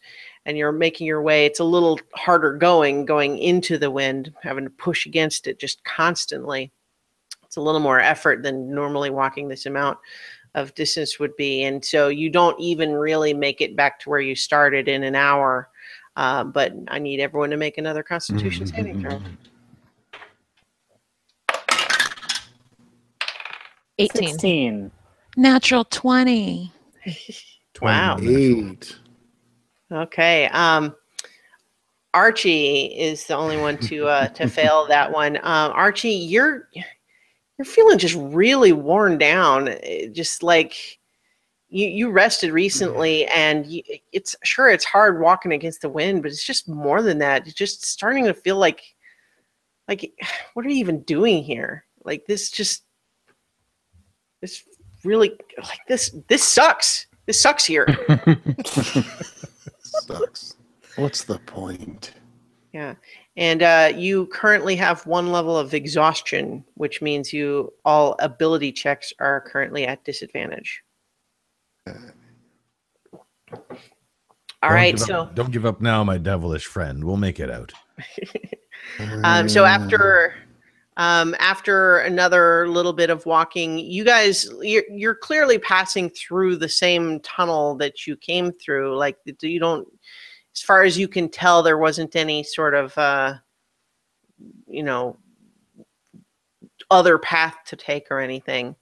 But as you reach where you sort of tumbled to a stop, and in fact you find the bits of the broken lantern, you can see that the smaller broken off parts were actually have been blown away. You're lucky no one got a glass shard in the eye at some point. But there's a piece of it kind of up against a little bit of an outcropping that so you know that you've reached now where you stopped before, and you keep going, still into the wind. Eventually, you come to a fork in the cave. You can kind of go off to the left and up a little, or off to the right and down a little. The wind seems to be coming out of both of them. So let's look at the map that Melicanth gave us again and see if we can see the fissures now that we're seemingly back on our normal plane of existence. No, you're not still on the normal plane of existence. We're not? No, you're still wherever you are now. Yeah, never mind then. Did anybody notice if we came in the left or the right? No. No, I just saw a wall and floor and wall and pane.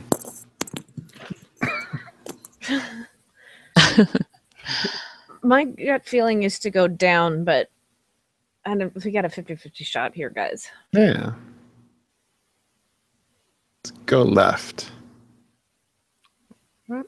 Left and up. Oh. What? Right. What? Down. Right and Right down. and down. Right, I think I said left and up and right and down. Right and down. Yeah, that's what I thought. How's everybody's health at this point? We're all down 8. We're all I'm down. actually gonna have to drop out. Oh no. I know.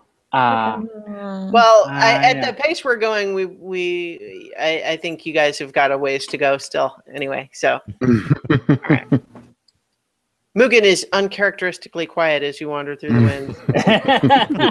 wind. Took his breath away. Seriously.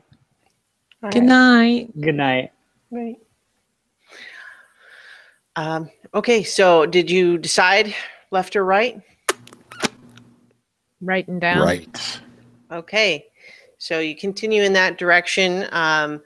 Once you kind of start in that direction, it really no longer even feels like you're moving down, because just, again, the strange gravity in this place makes any surface you're walking on feel like down. And you're moving in that direction. The wind is still blowing on you. And in fact, actually, a little gust storm blows in, and you find that you're being pelted now with bigger and bigger rocks as the wind is growing. And I need everyone to make a dexterity saving throw. I don't remember this part on the way in. Starla, get your heal ready. I got a 10. This was dexterity. 13. Not natural 20. I don't know what's going on tonight. Okay. 15 for me. I guess I've been here before. All right. Okay, hang on. I'm just... I'm kind of curious what'll happen if I cast Gust of Wind, but I don't think much because it only lasts for a minute. So, Okay. First of all, I just realized I need to have everybody's HP appropriately tracked. Everyone is down 8.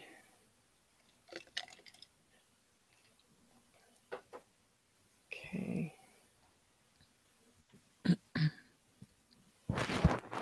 Okay.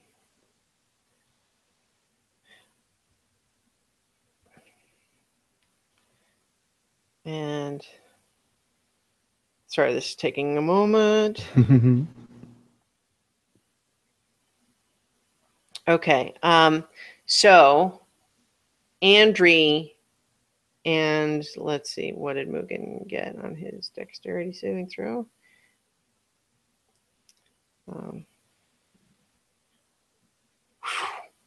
Rolled a natural 1, which yeah, normally Mugen is pretty good at dexterity saving throws, but in this particular case, he was distracted by something. So both he and Andri are kind of blown off their feet and dragged along the tunnel back the way you came a little bit. but if we're all tied together, how does that work? Oh, you're right. You did all tie together. So, okay. Okay. They are blown off their feet, but because of the ropes, they are not dragged further. And so, so they will not take damage. However, you're all being kind of pelted by small rocks at this point. And in fact, some of them are actually bigger, and thankfully none of you are like struck. But you do see at one point that a skull sort of is blown along the floor of the tunnel by this wind, just all by itself. I don't think this is the right way. Can I put my shield up? Yeah, I was gonna say I was thinking about the shield, but it may make things worse. So like holding up the shield like gets it off your face, which feels nice, but it's also so much surface area to present against the wind that it's really kind of more forced to push through that way. I mean, it would protect you from any flying debris, but it makes it more work to push forward. I kind of knock you back on your feet more. I'm thinking about changing into Panda to act like a shield for him, because then we wouldn't take as much damage. Huh? I think we'll be fine. Why don't we just try the other way? All right. Are you turning around or continuing? I think we should keep going. Because before it was an hour of just the same thing. Nothing changed. And Andrea was getting sick. And now we've headed this way and it's getting worse. So that typically means you're going the right way. Onward. We get to trouble quickly that way for sure. So you guys continue in that direction and you reach another branch.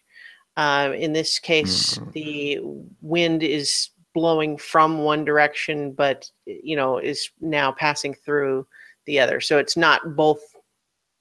So you now have another choice of against the wind or in the direction of the wind, but in a different tunnel than the one you're in. If that makes sense. Going against the wind. Yeah, that's my gut. All right, you guys have been pushing through. You're walking. It's more tunnel. It's more wind, and you've been going for another hour. You're all making another Constitution saving throw. Not 20 that time. Mugen got a natural 20 also. This is natural 20. Jeez, guys. Really? Wow. I'm sorry. I broke the pattern. Sorry, I got an 18. So I got a 19, but a +1 to con, so a 20. We're fine. Keep going. Andrea is having a hard time. She's not a well. So if you are you still carrying her on your shoulder, Alaric? Yeah, I kind of assumed that she flew off my shoulder and I'd catch her back again and put her okay, because you couldn't walk on her own. So yeah, she's breathing kind of heavy, even just riding, and she hasn't said anything in a while either. Mirakina, this little one is looking bad. Can you heal her? Oh, I can.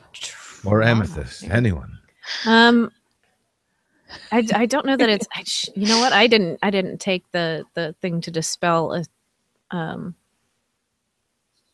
thing, like a status effect. Spell things. Is it lesser restoration? Yeah, I didn't take that. Does she have a condition? What is her? She's exhausted. You can make a medicine check if you want, but that's essentially she looks exhausted. And you guys suspect that she seems exhausted beyond what the simple physical activity would indicate, because she really never seemed to be unable to keep up with you guys before. Right. But then again, Archie is also looking a little wearier. Right. Not any more so now, but he kind of started looking a little wearier. Pear-shaped at the moment. So, but yeah, you guys, if you want to make a medicine check, yeah. you can. Oh, well, 13. Yeah, you can tell that, like, for whatever reason it's causing it, she is really just exhausted. She looks like she's been marching day and night. And so you suspect that a lesser restoration would help. But I don't have it. but also, I do. Okay. I do. Archie, you also would know once it's pointed out that she's exhausted that your lay on hands could potentially help too. But it would you also know though that like it's it won't solve whatever's causing the effect. I mean, it might feel better for now, but it's, I mean, you know. Yeah, well, let me lay hands on her because I can do that like 5 times. Mm-hmm. Well, but if she has lesser restoration, wouldn't that dispel the effect? Well, it depends. For a time. Okay, so I'm gonna boop her on the nose with lesser restoration. Okay. And we'll see what happens. She looks like she's feeling better, but still like tired. Like she's improved, but still maybe not 100%. You know, I'm reading that and it says blinded, deafened, paralyzed, or poisoned, not exhausted. I'm ruling. Okay. This is also unusual exhaustion anyway. Okay. But you're right that like I think typical exhaustion. But yeah, like you guys are. This is not purely physical. You guys kind of inherently recognize that. Many of the groups that came down here, and especially in this place, were stubborn and foolish, and they're gone. I can't let that happen to all of you again, like it did to them. I can't suggest that we continue on. We have to regroup. If you know other things that you might be able to prepare for later to deal with this, then maybe. But as it is right now, we're no closer to the front. We've moved away from it again. We should have been there by now. Yeah, and you guys, like, even though the rest of you are not necessarily feeling exhausted in the same way, this wind is hard to take. It just doesn't stop. It's loud. It's cold and dry, and just you feel like you're got grit in your mouth, and just ugh. It's not a fun place to be. Want to go back to the first branch? I want to keep going. Sorry, I do. I can't help it. We're down here. All right. So as you guys are kind of discussing this, the wind starts to pick up again, and you feel it coming up again like it was, but it keeps going even beyond that. So I need everyone to make another dexterity saving throw. 16. 14. Natural 20. The fuck? 14. Won't complain. Okay. So once again, just not due to them actually being the smallest, but literally just dice.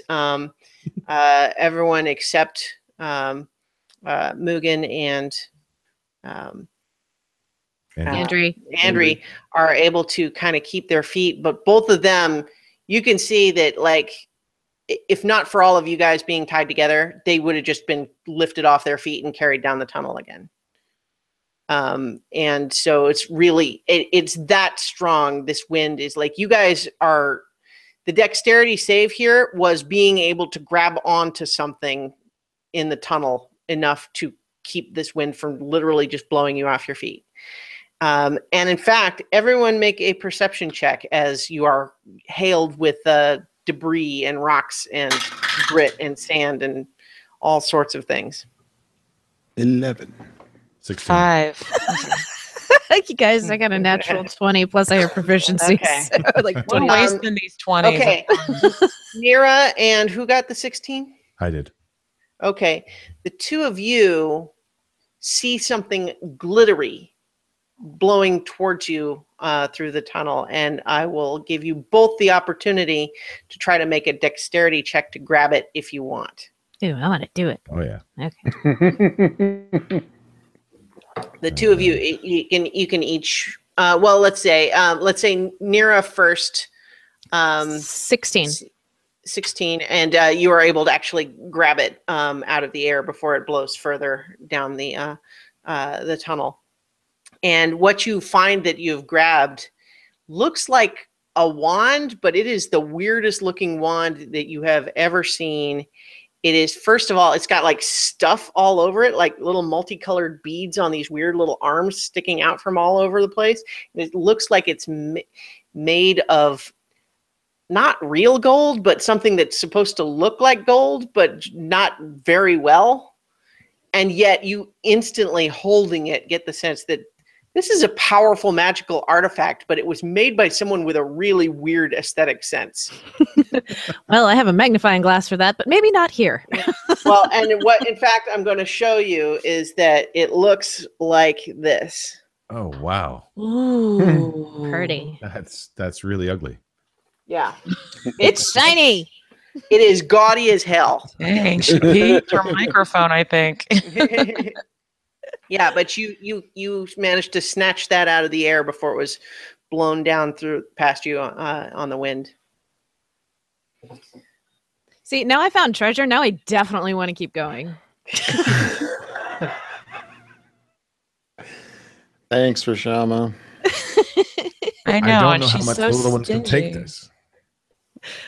She's so stingy with them heels too. She'll just keep us walking. Well, No you haven't heels. died, have you? Yet. Not today. Not today. Yeah, wait a minute. Yeah. Not since I woke up today. All right.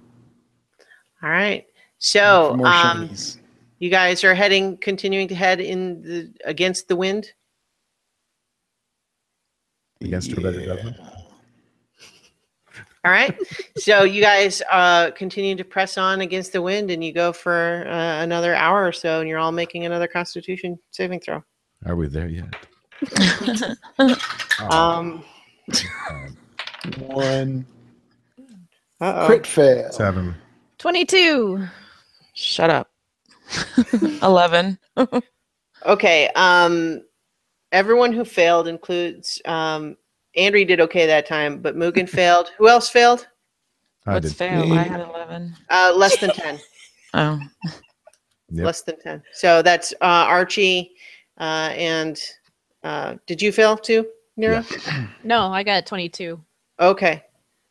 So everyone who failed it's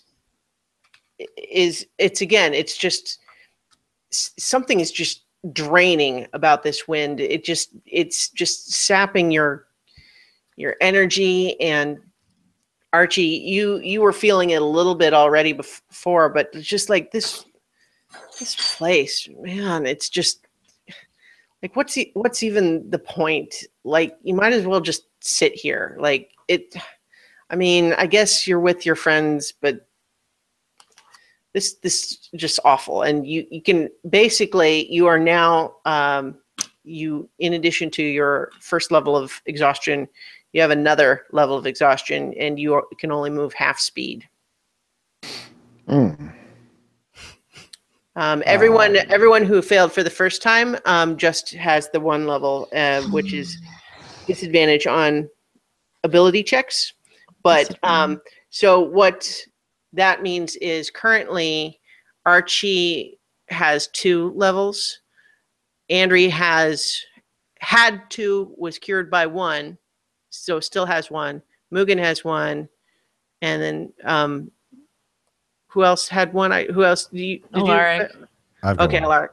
Yeah, so all of you that have 1 level of exhaustion, disability with disadvantage with ability checks, and it's this place just kind of, you just almost want to just like curl into a ball and just to try to get your face out of the wind for a second and just stay there.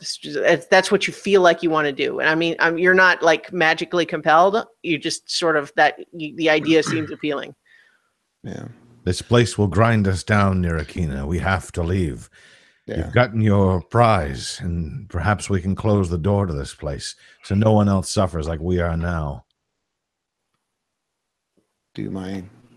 I'll give myself a dose of lay on hands. Okay. So, like one dose of which is 5. So you have 25 as a total pool. You've now used 5 on Andrew once and 5 on yourself once. You have 50. I didn't end up using it because Viv did lesser restoration. Oh, that's right. Okay. Yeah. So never mind. So I'm going to walk over to Archie and cast Lesser Restoration on him, and I'm going to Deadeye Nirakina and say, that's my last spell slot for level 2. So boop. One of his levels. I just feel like if we could get to the center of it, we could stop it. Where's the center, though? I don't know. I thought you said that this rift was the doorway. We don't know. That's the way. We don't know. It's a fissure. It's been described to us as a fissure, and it makes bad things. It makes people, they're kind of possessed by it, and they do bad things. And so, of course, we think that that's the problem here with the mines. But we haven't encountered this particular obstacle before. If we keep going, we'll be ground to dust. I don't know how I survived before, but this can't have been the way. To be honest, I've survived most of the last 3 years by running, knowing when to leave. Yeah, but you'll get out by fighting. Or die trying. I can't fight the wind. I can't find. Okay, so there was a tunnel. There was a branch of tunnels. One where the wind was coming from, and it was blowing down the other way, right? Mm-hmm. Is that what you said, Christiana? That was the second branch. That was the most recent branch that you failed. Mm-hmm.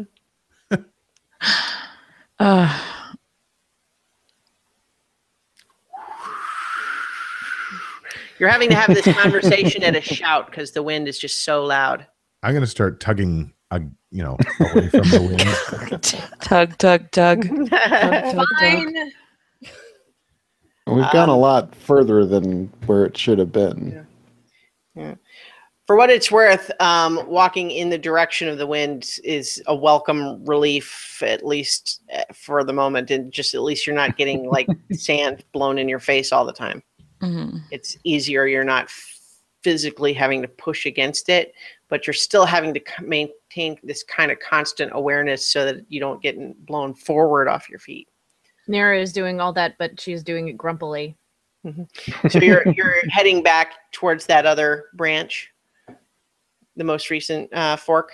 I think we should go back to the first branch and go up instead of down. Well, but the wind was coming from both of those, is the thing. Mm-hmm. This one, the wind was blowing through it, and we would still be going away. But so was the first endless tunnel. We were going with the wind, and it just kept going on forever. I agree with Autarky. I think that first branch where we went down instead of up, we can go the other way. Fine, yell in front now, so... We can come back again and more prepared.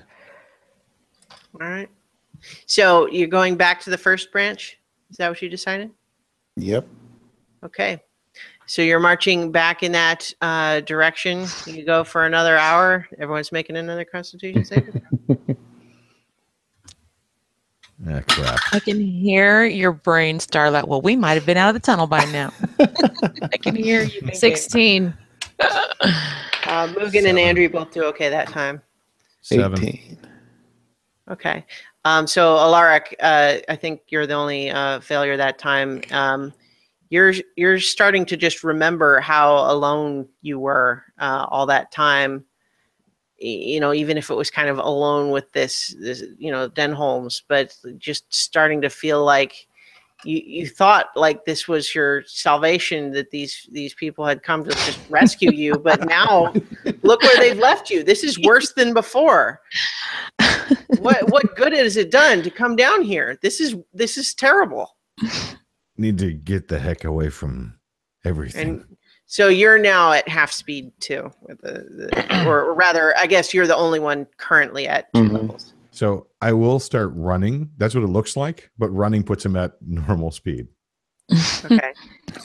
So you he's guys stumbling a lot. definitely see that Alaric is exerting a lot of effort right now to kind of just keep up with you guys. There's a bit of a panicked look on his face. So as Nira trudges along, she is going to repeat this prayer thing of hers just kind of endlessly. Okay. What's the prayer? I can't remember it. You want to say it? Present in the wind and storm, Rushama maintains his ageless form. Present in the earth and stone, hear his voice and you are not alone. What does that even mean? But asking myself the same thing. So yeah, you definitely it's calming to repeat this prayer to yourself. Over and over and over again. You don't stop saying it. What does it mean? I think I'll walk up while Alaric's struggling and pat him on the back with the lay on hands. All right. So Bring him back to full speed. All the way back up? Well, no, just so you basically can do 2 levels. Okay, I see. I'm maintaining a level 1. Yeah. All right. So with feeling just this kind of glow of energy coming from your new friend Archie, you kind of realize it's like, oh, how did you let this wind get to you? Like it's just this wind is maddening. It just doesn't stop. But you're feeling a little better. You're just kind of reminded now that no, it's better for you to be together here. We have to hurry. This is going to destroy us. Run, please, run. So you guys make your way all the way back down to that first branch where you chose one direction and now you're taking the other. You're going back against the wind again now. And you're reminded, it's like, oh yeah, this also sucks. And it's blowing in your face. Ugh, ugh, ugh. And you make your way up through that for a while. And it's more tunnel. It's more tunnel. It's more tunnel. You're making, you are pretty sure you have now walked farther than you could possibly have been blown with that original gust of wind that brought you here. No, y'all wanted to turn around and go back that other way. Go ahead. Keep going. Just get it all out now. Come on. It had to be here. Can't be lost forever. Amethyst, you now having been here for a little while and just getting more of a sense of just the different natural energies of this place, you're not entirely sure that this plane has anything else other than tunnels and wind. That might be all this place is. This entire plane. So I relay that and I put my finger up in front of Nira and say, just because you found one treasure doesn't mean you'll find more. What is that thing anyway? Besides really ugly.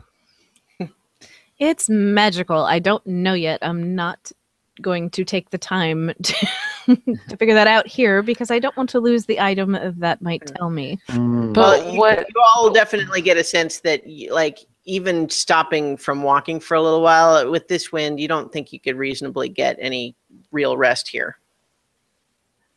But if you inspect the item now, we might find it useful here. What if it's like a force field or something around us that would protect us from the wind? Just saying, it's kind of suspicious to find all it right, here. y'all make a meat field for me so that this wind doesn't blow away my magnifying glass. I'll hold up my shield. All right. All right. And so I pull out a little vine and I tie it to the end of the magnifying glass and I tie it to Nira's wrist and I make it double knotted so it doesn't go away. Because the rope so far has been serving us well with this damn wind. Yeah. All right. So you're using the yes. Okay. What you discover with this hang on, I have to pull it up. What you discover with the magnifying glass is that this thing is it is an enormously rare artifact known as the Wand of Wonder. But here's the trick. This thing can do a lot of different things, but with no control over which thing it will do. So It has 7 charges, and while holding it, you can use an action to expend one of its charges and choose a target within 120 feet. And then you will roll a D100 to see what happens. I don't have one of those. Is that like the wild magic for the sorceress? 2d10s is how you do 100. Oh, okay. It's similar in the sense that it's a table of all sorts of different possible things that it might do. Fun. But they're attacks, and I have to do them on a specific thing, so I couldn't. Well, you have to choose a target. It could be a location instead of a creature. Is it always an attack, or is it? You're basically focusing on like a place, and that could be a creature, or it could be like a location, like on a wall or on a spot. But depending on what the wand does, whether you've chosen to target like an enemy or whether you've, targeting a wall or something, it would depend on what happens.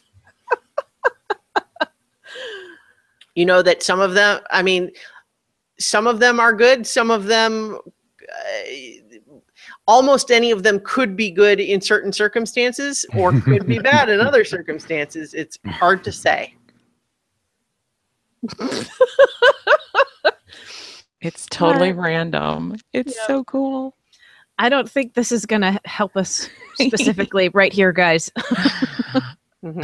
Probably not. I'm going to tuck away both the wand and the magnifying glass. All right. While you guys were hanging out, let's everyone make another Constitution saving throw. Yeah. Told you we should have gone down that one tunnel. They're getting worse. 21, and I'm seriously contemplating casting silence on Nira. 18. Okay. 16. Andrea and Mugen both fail again, so I think that's 2 for Mugen now, moving half speed, and Andrea is back to moving half speed. We should have gone down that tunnel that was the wind was blowing down that way. No. Nobody's listening to Nira anymore. So Do I remember Are you guys anything still about the last time I was here? Now that I recall that I was. You remember getting to the point where you were all by yourself, and you vaguely remember tumbling down some kind of a slope, and then the next kind of thing you were aware of, you realized you were back in that other cavern. Yeah. So you really don't remember.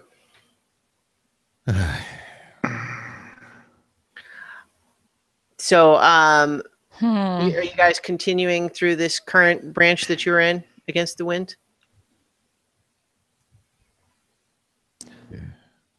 Are you still muttering your prayer? I am still muttering my prayer. That We is all that apparently I can do here. So we only get wounded when we go against the wind, right? The wind is kind of blowing on you all the time. Yeah, we had to do the same check both times. Yeah, it seems I'll just go ahead and tell you it's just being exposed to the wind, whether you're going against it or otherwise. It's just time. But we cover more distance, at least. We're not facing the wind. That's true. What do we do?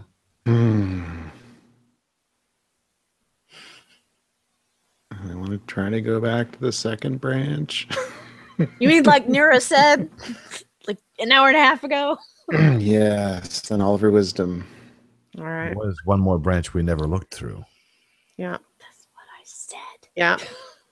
So basically, to get back to that place, I need you to all make another 2 checks, and you're moving at half speed because some of you are moving at half speed unless you're booping everybody. All right. So how much time have we spent in these tunnels so far?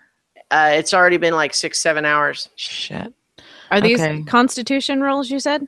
Constitution saving throws. Fail 1. So, 16. 20 Mugen and Andrew both do okay again that time. and 16. 11. All right. And I cast Goodberry and give one to everybody.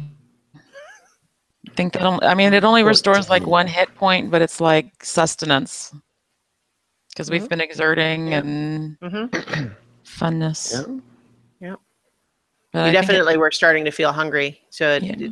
it helps a little. I mean, those of you who are exhausted are still exhausted, but yeah. I mean, Take the 1 hit point anyway. It's yeah. handy. So you make your way back to that that branch that you had not taken yet, and this way you're going, in the direction of the wind down that path. And so you make your way through, and the tunnel does open up. And so you're kind of at the moment, at first you're kind of just like, oh, great, something different. And it is different. But what you see is you open into this big room that has like 9 different tunnel openings in it, kind of in a big circular room. And the wind is blowing in such of this big room that it's kind of forming like a dust devil in the center of this space. And there's 9 different tunnel openings all the way around this room. Is wind coming from all of them?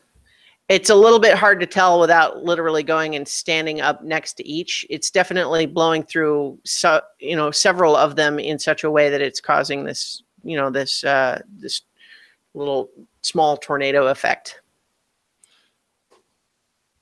It's very dusty in this sort of windy effect.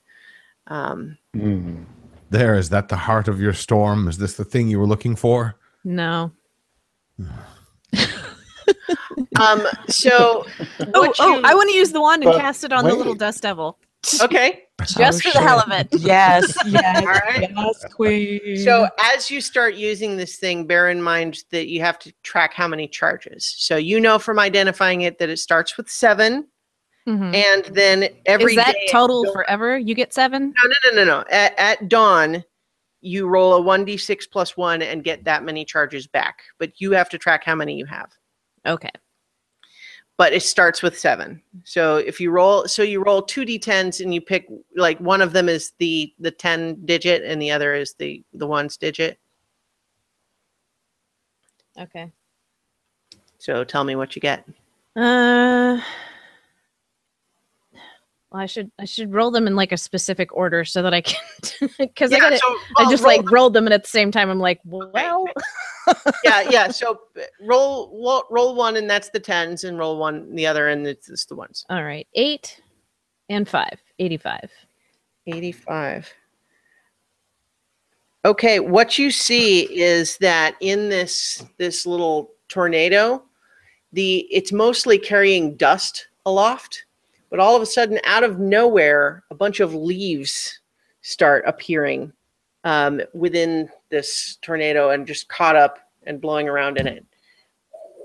And several of them occasionally, drift out and get blown down one tunnel or another, but it's mostly there's a bunch of leaves blowing around this tornado now. So some leaves got blown down tunnels, right? Yeah. So, well, I mean, if you explore this room, that's useful. you can see that about half of the tunnels have wind blowing out of them, and another, the others have wind kind of going back into them. So Amethyst is just watching the leaves and just is like, it's fireworks on the 4th of July. And I look at Nair and I say, if you give me that wand, I'll wipe your debt clear. You don't owe me anything. No. Figures.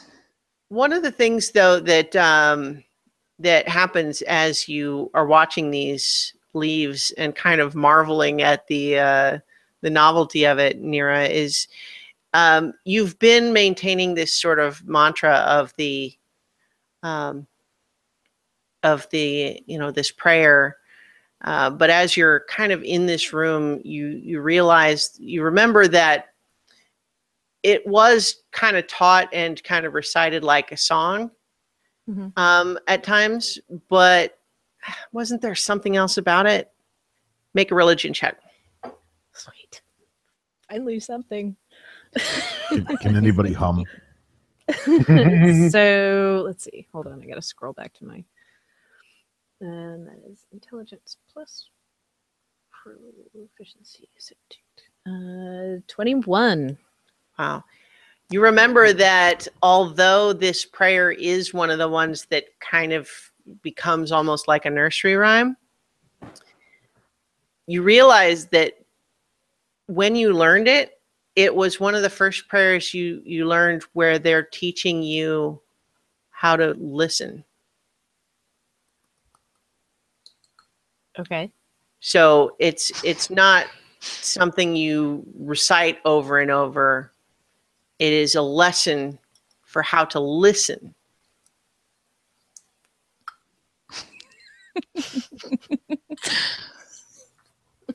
I forget. Is this ironic or sardonic? Present in the wind and storm, Rashama maintains his ageless form. Present in the earth and stone, hear his voice, and you are not alone. All right. So is the wind his voice? Or do you got to stick your ear to the ground?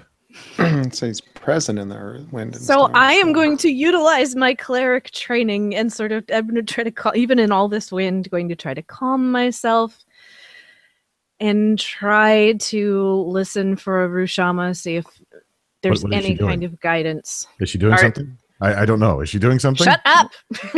We never know. She doesn't tell us until after. Yeah, are you like sitting cross-legged on the ground, or like, so where have you entered this room, or are you still kind of just in the tunnel entrance to it, this big round room with the twister in it? Kind of against the wall, but sort Okay. of in the room. But you've gone ahead and gone into it? Yeah. Okay. And are you like sitting on the ground? Yeah, I'll sit. All right. And you open yourself and try to be open to receiving from Rashama. And at first you're just hearing the wind because it's constant, and it's just, the roar is even kind of stronger in here with it coming in all these different tunnels, and the howling and the moaning of it. But then as you calm yourself, you hear Rashama's voice say, "Here." And you open your eyes and you realize you're looking right at one particular tunnel entrance. All right. We go that way. And you all are listening to me this time. We are going that way. Could you at least elaborate on why? For the record, we'll listen to you 75% of the time. We were walking for all 75% of that time. Some of us are tired of walking. How many of us are there? This annoying thing that I've been annoying y'all with, this is a prayer that I learned many years ago, and I've been repeating it because there was something I was missing, and it's not just a prayer; it's a lesson on listening, and so I was listening, and that's the way we need to go. Sounds good. Good as any. All right. Yep. Right. And you, this particular tunnel that you feel compelled to follow, you are going against the wind again as you pass into it. And You better be right. you're making your way, through it for another ways again. And so I'm going to need everyone to make another Constitution saving throw. I'm assuming it's been 8 hours since we entered the tunnel. Yeah, I think it has by now. I'll cast the second spell then for Mage Armor. Maintain Okay. And Andrew's dark vision blinks out. Yeah. I can't cast it again. That was level 2 spell. Okay. 22. So thankfully, But she's lied to us. Yeah. So, and she's still riding on Alaric, but you can see also that she's having a rough go of it right now. Yeah, I'm moving at half speed too. Yeah. Yeah, I'm pretty sure she is too. But so I can take over. I can carry Andre. I'm strong. We'd have to retie the ropes. Yeah, that's right. Never mind. So as you guys follow this tunnel, though, you realize it's starting to open up again into a new place. And I've got a map for you guys. Yes. Yes. Great, we're here. I'm going to sleep.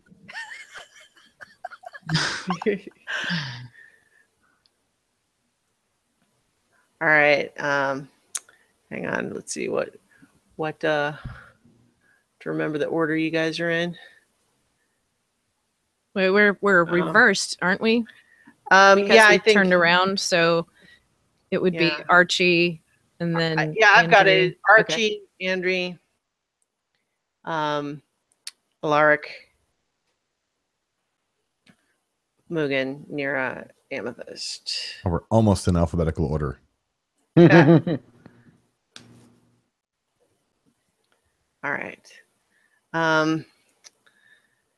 So as you, let me switch over to the other view. Oh, okay. All right. Whoops. So you guys have now made your way into this cavern, and you see the first light you've seen in a while. From your left, over here, you see a purple glow. Yes. That is the direction the wind is coming from, though. And to the right here is like a void. It's like a cliff, but just this is an enormous cavernous space so far that even those of you with dark vision can't see anything. It could be infinite for all you know. And the wind is blowing very strong in this direction. In fact, as you get up to this place, you realize that the wind you've been going against is only just what spills off that way. The wind is blowing very hard in this direction, away from the fissure and towards this void. Is that it? Is that what you've been looking for? That's what we've been looking for. Oh, thank the gods. Most likely.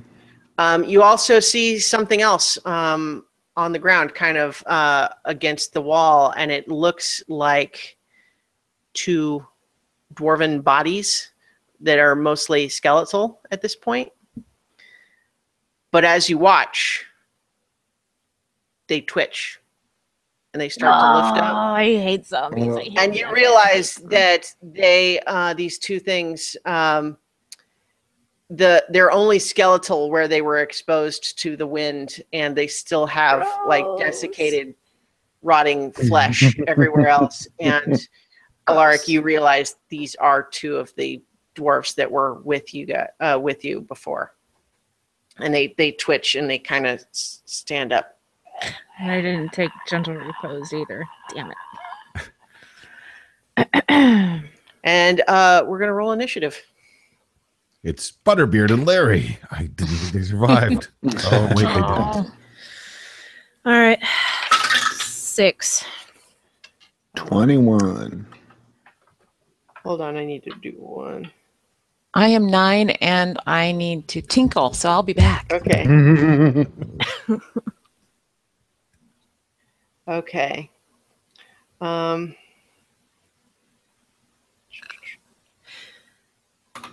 Okay, so I have a question. yeah. So, since there's this big cavernous void and we cannot see the bottom of it, would that mean that I could potentially call lightning? In the void, you could, like, the cloud could be out Right. here in this space. Could would it be- strike anything? It could strike what's below it. Yeah. Well, you know what? Gravity is weird in this place. Here's the thing. Okay, how about this? You know you could cast the spell.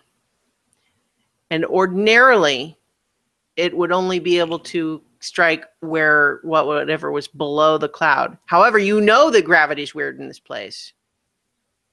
So you're not sure what would happen. So Nira, I think you said you got a 21. Is that right? No, that was Archie. I got a 6. 6.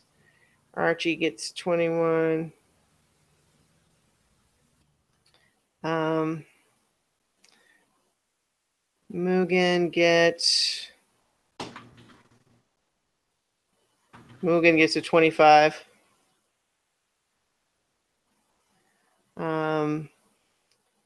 Did Amethyst? I think she said like a 7 or something like that. I had 9. 9. Okay. What did you get, Alaric? 17. 17. Okay. You guys are still all tied together, bear in mind. You also get the sense that the wind coming out of this thing is really, really strong. So you can just tell that looking at it. What's the plan? I'm going to let you guys drive what Mugen does, but he's up first. Is he exhausted? So is he like moving at half speed? Yes, he actually has 2 levels of exhaustion now. In fact, let me just make sure I've got everybody's current state as far as that goes. Amethyst, are you back? Yes. Did you fail any of those Constitution saving throws? My health is currently 32. Okay, but the various rolls for exhaustion, did you fail No, any of those? no. Okay, so you're good. Nira, how about you? Did you fail any of those? No, I didn't fail any of them. Okay. Mugen Can't say much is about the initiative at 2 roll. failures. You're at 2 failures too, Alaric? Yes. Okay. Andrea is also at 2. What about you, Archie? I believe I'm just at 1. Okay. All right. So what that means is those of you who Archie, with just 1, you have a disadvantage on ability checks, which would be like athletics checks and that sort of thing. Mugen, Alaric, and Andri have both that and also half their normal movement speed. Mugen's up. I think he would probably take cover maybe behind. Well, we're all tied together, so Who is he? Alaric, I guess. Right now, you only have like a few feet there of it is. slack Okay. between each of you right now. So you don't really have the extra rope to do much movement out of your current order, unless you're bringing everybody along with you. Yeah.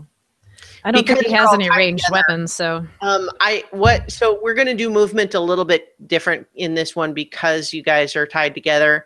And what I'll say is that you guys kind of group consensus. If you're all moving, then you all move together, regardless of whose turn it is. And I'll just try to keep you honest about how far that might be. Okay. This will be fun, guys. Yeah. All right. So. I'm excited. Yeah. Okay. So what's the plan? Mugen does have that grapple gun. Mm-hmm. yeah, but I don't think Mugen's going to want to pull one of those guys towards him. But he might make himself more secure. Oh, that's Yeah. true. Anchor himself to the wall. Yep. The Where do you wall wanna- behind him. I would say the wall behind him. Okay. Is that you want him to? Or the ceiling. Spider climb's worn off, As I probably. said, I'm wondering if he would. Well, yeah, but untie remember and- that this whole place, you guys might as well all have spider climb because this zombie is like halfway up the wall. So I forgot about that. if Mugen uses no, we should wait. We should take care of the undead first, I think. Yeah. All right.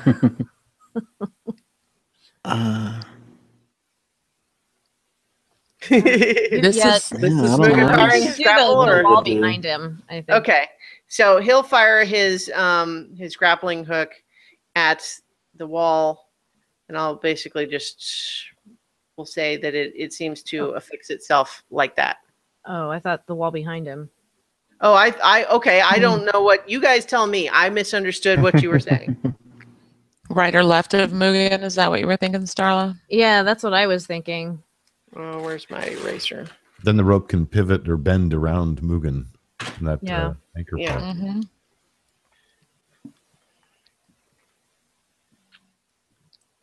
Okay. So he's just fired it like right there. Yeah. Okay. All right. That's his turn then. Next is Archie. You're up. It's tough to drive Mugen because we don't really know what like his like abilities and stuff are. Mm-hmm. So I'd like to move 5 feet over so I can hit this guy.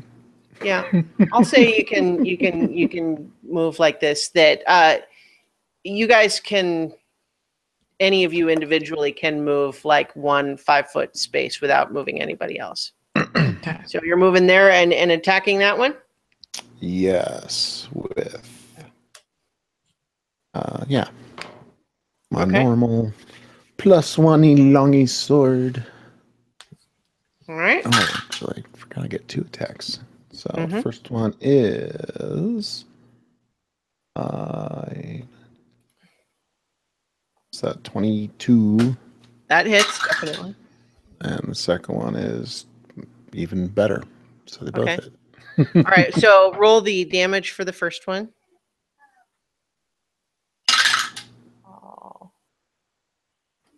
14 points of damage. Okay. So it takes 14 points of damage, and roll an extra d20 for me. 11. You have severed one of its arms too, which kind of flops onto the ground. Ooh. Don't mind him. He's harmless. And then the other Second damage Mhm. is 8, 9, 10 points damage. Okay, I'm and sorry. I'm sorry, 9. Yeah, 9. okay. So roll another d20. 4. Oh, my little dog needs to go outside. And so you have now severed one of its legs too, and it kind of tumbles to the ground. It's only a flesh wound. It's still sort of thrashing around though, and it kind of turns up to you. But it one of its arms and one of its legs are both off now. All All right.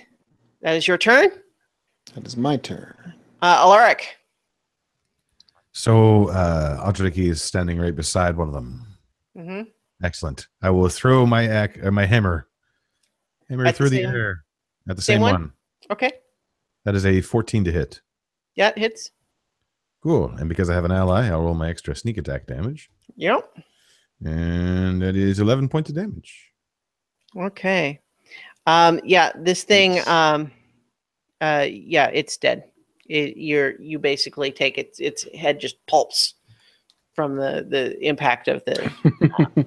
You always smelled of bad beer. I'll use my bonus action to recall the axe. Mhm. All right. All right. It is Andre's turn. She's gonna fire 2 arrows at the other one. Just from the camera, they look like Smeagol. Yeah, the token I picked does look a little bit. Yeah. One hits and the other does not. She does 9 points of damage. And one of the arrow that she hits it with, basically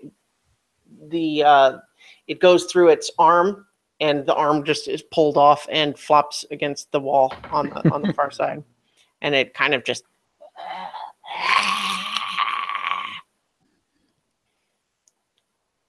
All right. Okay, that is her turn. And now it is this zombie's turn. and it is moving towards you, Archie. And you, let's see. It tries to claw you with its claws first. Gets a 9, so it's just like it just gets nowhere through your armor. Also tries to bite you, and again, just this thing is half rotten. It's not very coordinated, so it's clawing and biting at you, but it's just not penetrating your armor. But then you also kind of notice that the arm that was torn off is kind of itself crawling across the ground towards you, but it doesn't get all the way to you. Amethyst, you're next. What's how many hits has the zombie taken? I'm sorry. Only one so far. The one that's still alive. Yeah, hit with narrow. Or alive. You know. And Archie, you're right next to it? Yep. Mm-hmm. And what's your health? I'm good. I got 37. Okay, I'm going to cast produce flame at it because it's a zombie, right? So they don't like fire. They don't like fire. They don't like fire. Most things don't So I'm like going to attack with it, although it'll end the produce flame spell. I can hurl the flame at a creature within 30 feet. Make a ranged spell attack on a hit. The target takes. What you discover is when you go to, if you're throwing it, you're realizing that the wind is going to make you attack at a disadvantage because the wind is so strong. It throws off your aim. Oh yeah, that kind of makes sense, doesn't it? So you can still do it. It's just it's harder to aim, so you have to roll at disadvantage. Yeah, let me try it. Mm-hmm. 1d8 when you reach 5th level, so it's 2d8 damage. Yeah, let me go ahead and do that because I don't think I have anything else that can hurt it from where I am. All right. And I can't beast and go attack it because I'll whip everybody around. Oh no, I'm gonna cast Conjure Animals. Okay. And I'm gonna have Sorry, my dog's whining at me. That's why I keep looking away. It's okay. We're good. Keep moving. Okay. You're conjuring animals. What are you conjuring? 4 wolves. 4 wolves. Where are you putting them? Right next to the zombie. Okay. I have 4 wolf tokens. I'm picking 5 or 4 like little random circles here that will say are the wolves. I forget. Does your conjure animal say that they can like attack on the same turn that they're conjured? It says roll initiative. They have their own turns. They obey verbal. They defend themselves. I'll say that they're at the bottom of the initiative order, which means they'll go after Nira. That makes sense. Yeah. Okay. So yeah, you conjure those wolves, and they poof into existence, and immediately they're a little unsteady because they're into this wind tunnel a little bit. So Nira, you're up. Well, I've got this channel divinity destroy undead. Get it, girl. So I'm going to assume, because this thing seems pretty weak, that I can just destroy it. Well, it makes a saving throw, but you can do it. I trying to remember exactly what saving throw it does, but I can look that up. Okay. Oh, I screwed up, guys. What? I was going to summon something different. Too late now. Yep. Yeah, so it's going to make a wisdom saving throw to your DC. And these things are not super good at wisdom. And if it fails, you win, or rather, you're destroyed. Poof. Yeah. Yeah. So is that what you're doing? Yes. All right. Nope. As you tap into this, Rushama's energy, You're feeling especially in touch with it right now after having listened for and found Rishama's voice here in this awful place. And as you just find this energy filling you to overflowing, and the energy just exudes from you in this shockwave of glowing light, and this thing is just vaporized. Yay! And dissolves into dust. That was fun. Along with its twitchy little arm. And then all of the dust immediately goes. Neat. All right. Now your wolves, Amethyst, are all going to make an athletics check. Oh no. Yeah. Tie them in. That's why I was going to summon something else. I'm pulling up what they're. Let's see.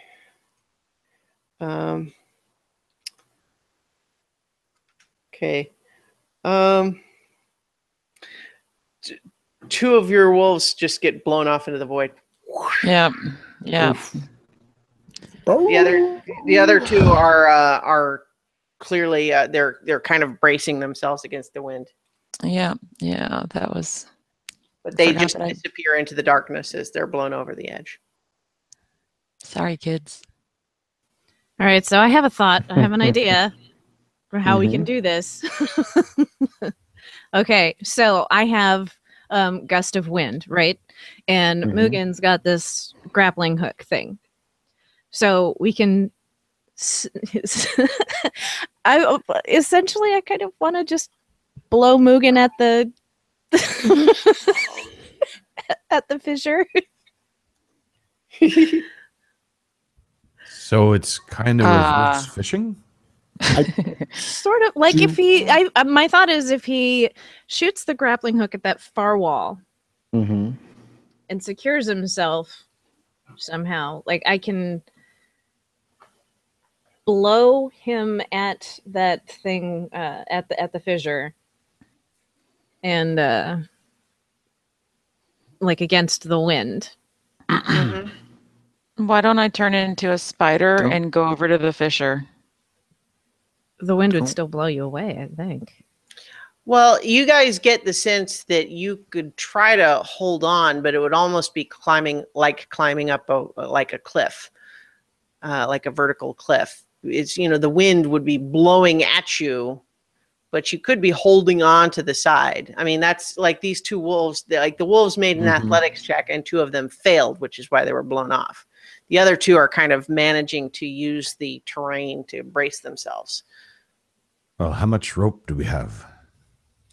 Can we tie Mugen or whoever is going to make this attempt, but still hold on to them in case they slip back? Was the attempt to launch him up to try to close the rift? Because don't we need to get to the other side?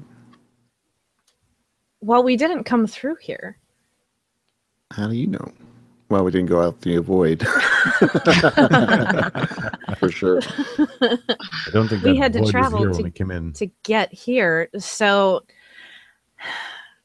we didn't see any other way out, like from where we started. We were just blown here.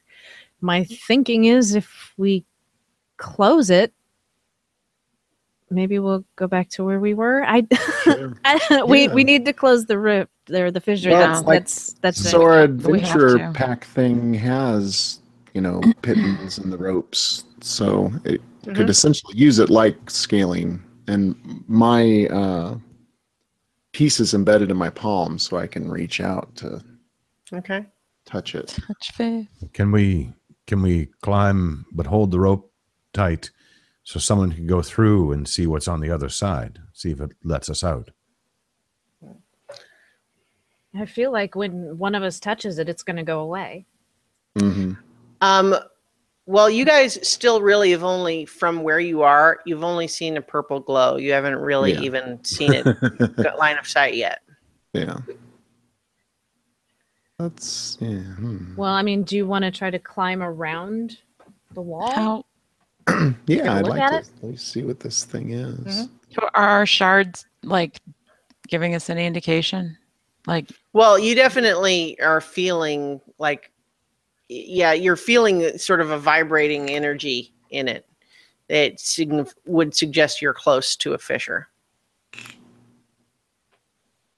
Oh, I think we got to go check it out. All right. Yeah, we have to. And I think if Are you all moving together kind of to try to Yeah. get like kind of do like this? Mhm. Yeah. I'm not You- letting go of the Okay. rope yet. And maybe Mugen has just he's let this reel out rather than disconnect it. Yeah. I think that's a good plan. Okay. So if Archie's got the pittance, he's Yeah. hitting him into the wall. Right. So you guys getting up to this point have not yet gotten to the point where it's difficult to keep your feet, but not much further from where you are, and you realize you'll definitely be having to hold on to something or else it'll just lift you off your feet. And the what you can see as you peek around this bend, Archie, is that this fissure, unlike some of the ones you've seen before where it's almost just like a line in space, this one is wider, like it's got a bigger tear, and it is definitely big enough that you could pass through it without touching the sides. What you see from from here, the purple light from the edges is too bright for you to get a look of what's like on the other side. What if Mugen uses the grappling hook to shoot it through that fissure Mm-hmm. and to try to pull us along? See if it sticks to something. Yeah. Could try that. Is that what you want to do? Yeah. All right. You guys are gonna all stay in the line, climb forward. He'll let disengage it from here. And you guys are climbing along this wall. Yep. I'm gonna have everybody make an athletics check. Remember that you are at disadvantage. Disadvantage. Mhm. Oh man, that would have been a natural 20 too. 13. 13. 15. Athletics? No, 14. 2. Okay. Oops.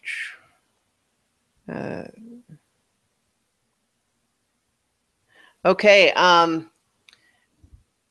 Several of you lose your grip on the wall. Andri does, Mugen does, Amethyst does. These two wolves are blown into the void. They're not attached to anything. But those of you, so what did you say you got, Archie, with your disadvantage? Oh, 13. 13. Even so, with disadvantage, Yeah. thankfully, those of you who managed to stay held on, given the rope holding you together, you're able to keep from being pulled off as a group. And so after a little bit of effort, those of you who had lost your grip are able to pull back on, and you're making your way through here, all the way around here. And Mugen is going to kind of just come up the side a little bit. Mm-hmm. You're kind of bunching up a little bit. The implication is you're kind of up sideways on the wall here. So you're kind of treating this line like a floor. Okay. If he's going to shoot that thing, I also would like to cast Gust of Wind to kind of give it a push in that direction so it's not totally fighting against the wind. Oh, that's definitely good, because he was going to be firing it at disadvantage. But if you're casting your Gust of Wind, straight into this thing? At the portal, yeah. Okay.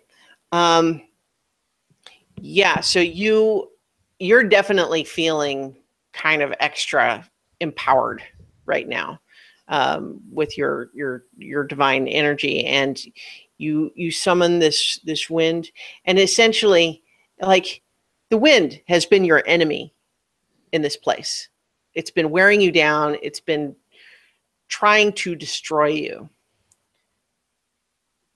But you are a Tempest cleric. Rushama is present in the wind and storm.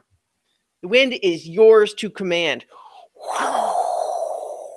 And you are fighting the wind coming through this tunnel with your own wind. And you see yours, at least in the area that you can cast your gust, is winning.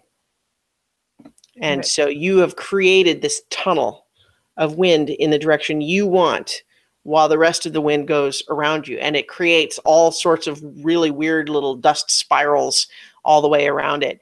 But then through this tunnel, Mugen aims his grappling hook, fires it right through the center of this thing, and feels it connect to something on the other side.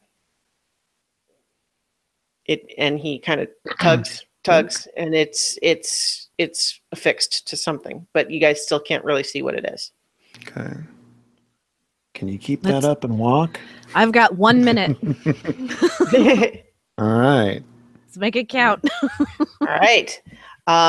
So with Nira's gust of wind, I'll assume that she's kind of trying to stay towards the back of the group so that she can keep this gust of wind up.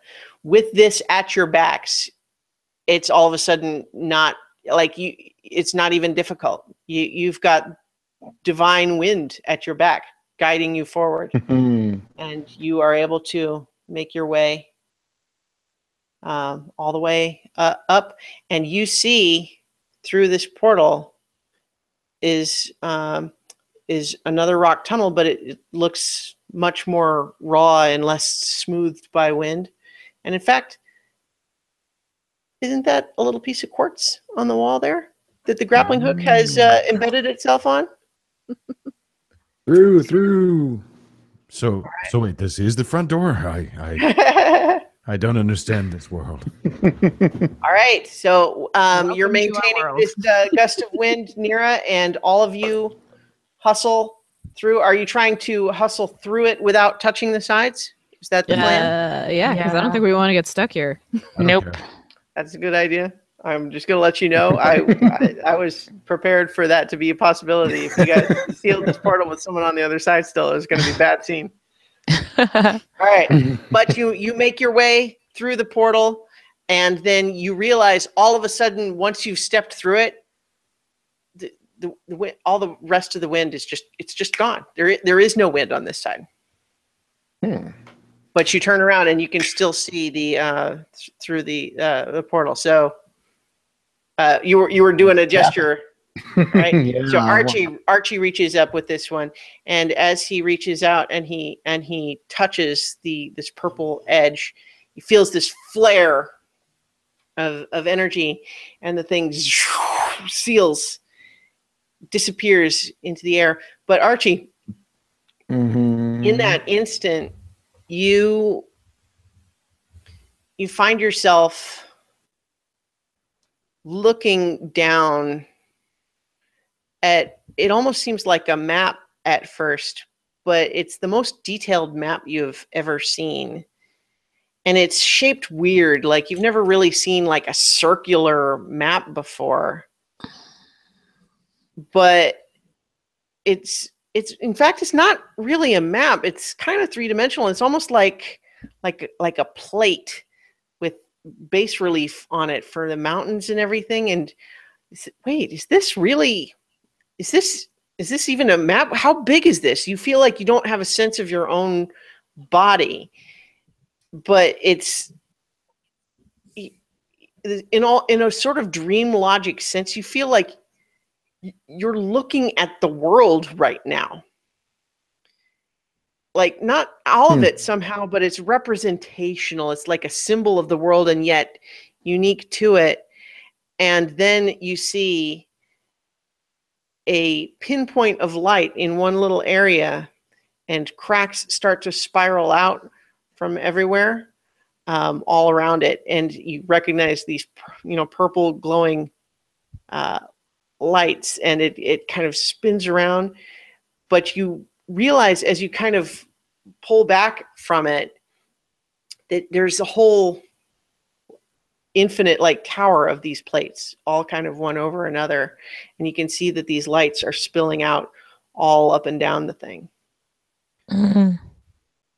But But then as you kind of you're kind of backing around and kind of looking to your side, you see that strange figure, the person-shaped hole in space flickering. Now it's Starfield. Now it's bright, blinding light. Now it's fire, all in the shape of this hole in the shape of a man, and it reaches out for you. And then you're back in the cavern with the others, and the fissure is closed. Wow.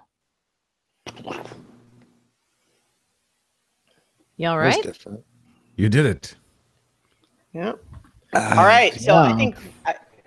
Cool. Sorry, I'll tell him. I'll essentially tell him what it was. That yeah. Okay. I think I saw all of the planes of existence.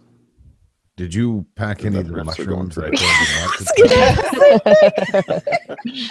The lights. The lights. Yeah.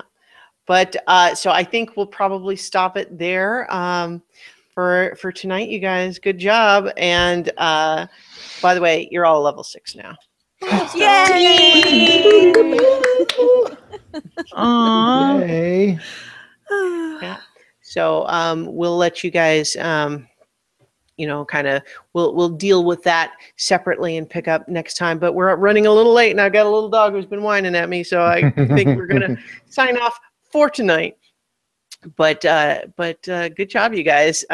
With some clever tactics there, you made short work of what could have been a more difficult skill challenge. I'll tell you there. That wind tunnel on the end. I mean, I was prepared to make you guys make a bunch of checks, but you all tied yourself together. Gust of wind. I mean, hey, there you go. Very Grappling nice. hook. I mean, you guys, you had some good tactics there. Rashama saved our butts on that one. Yeah. Yeah. All right. All right. Always So, carry rope. Always carry rope.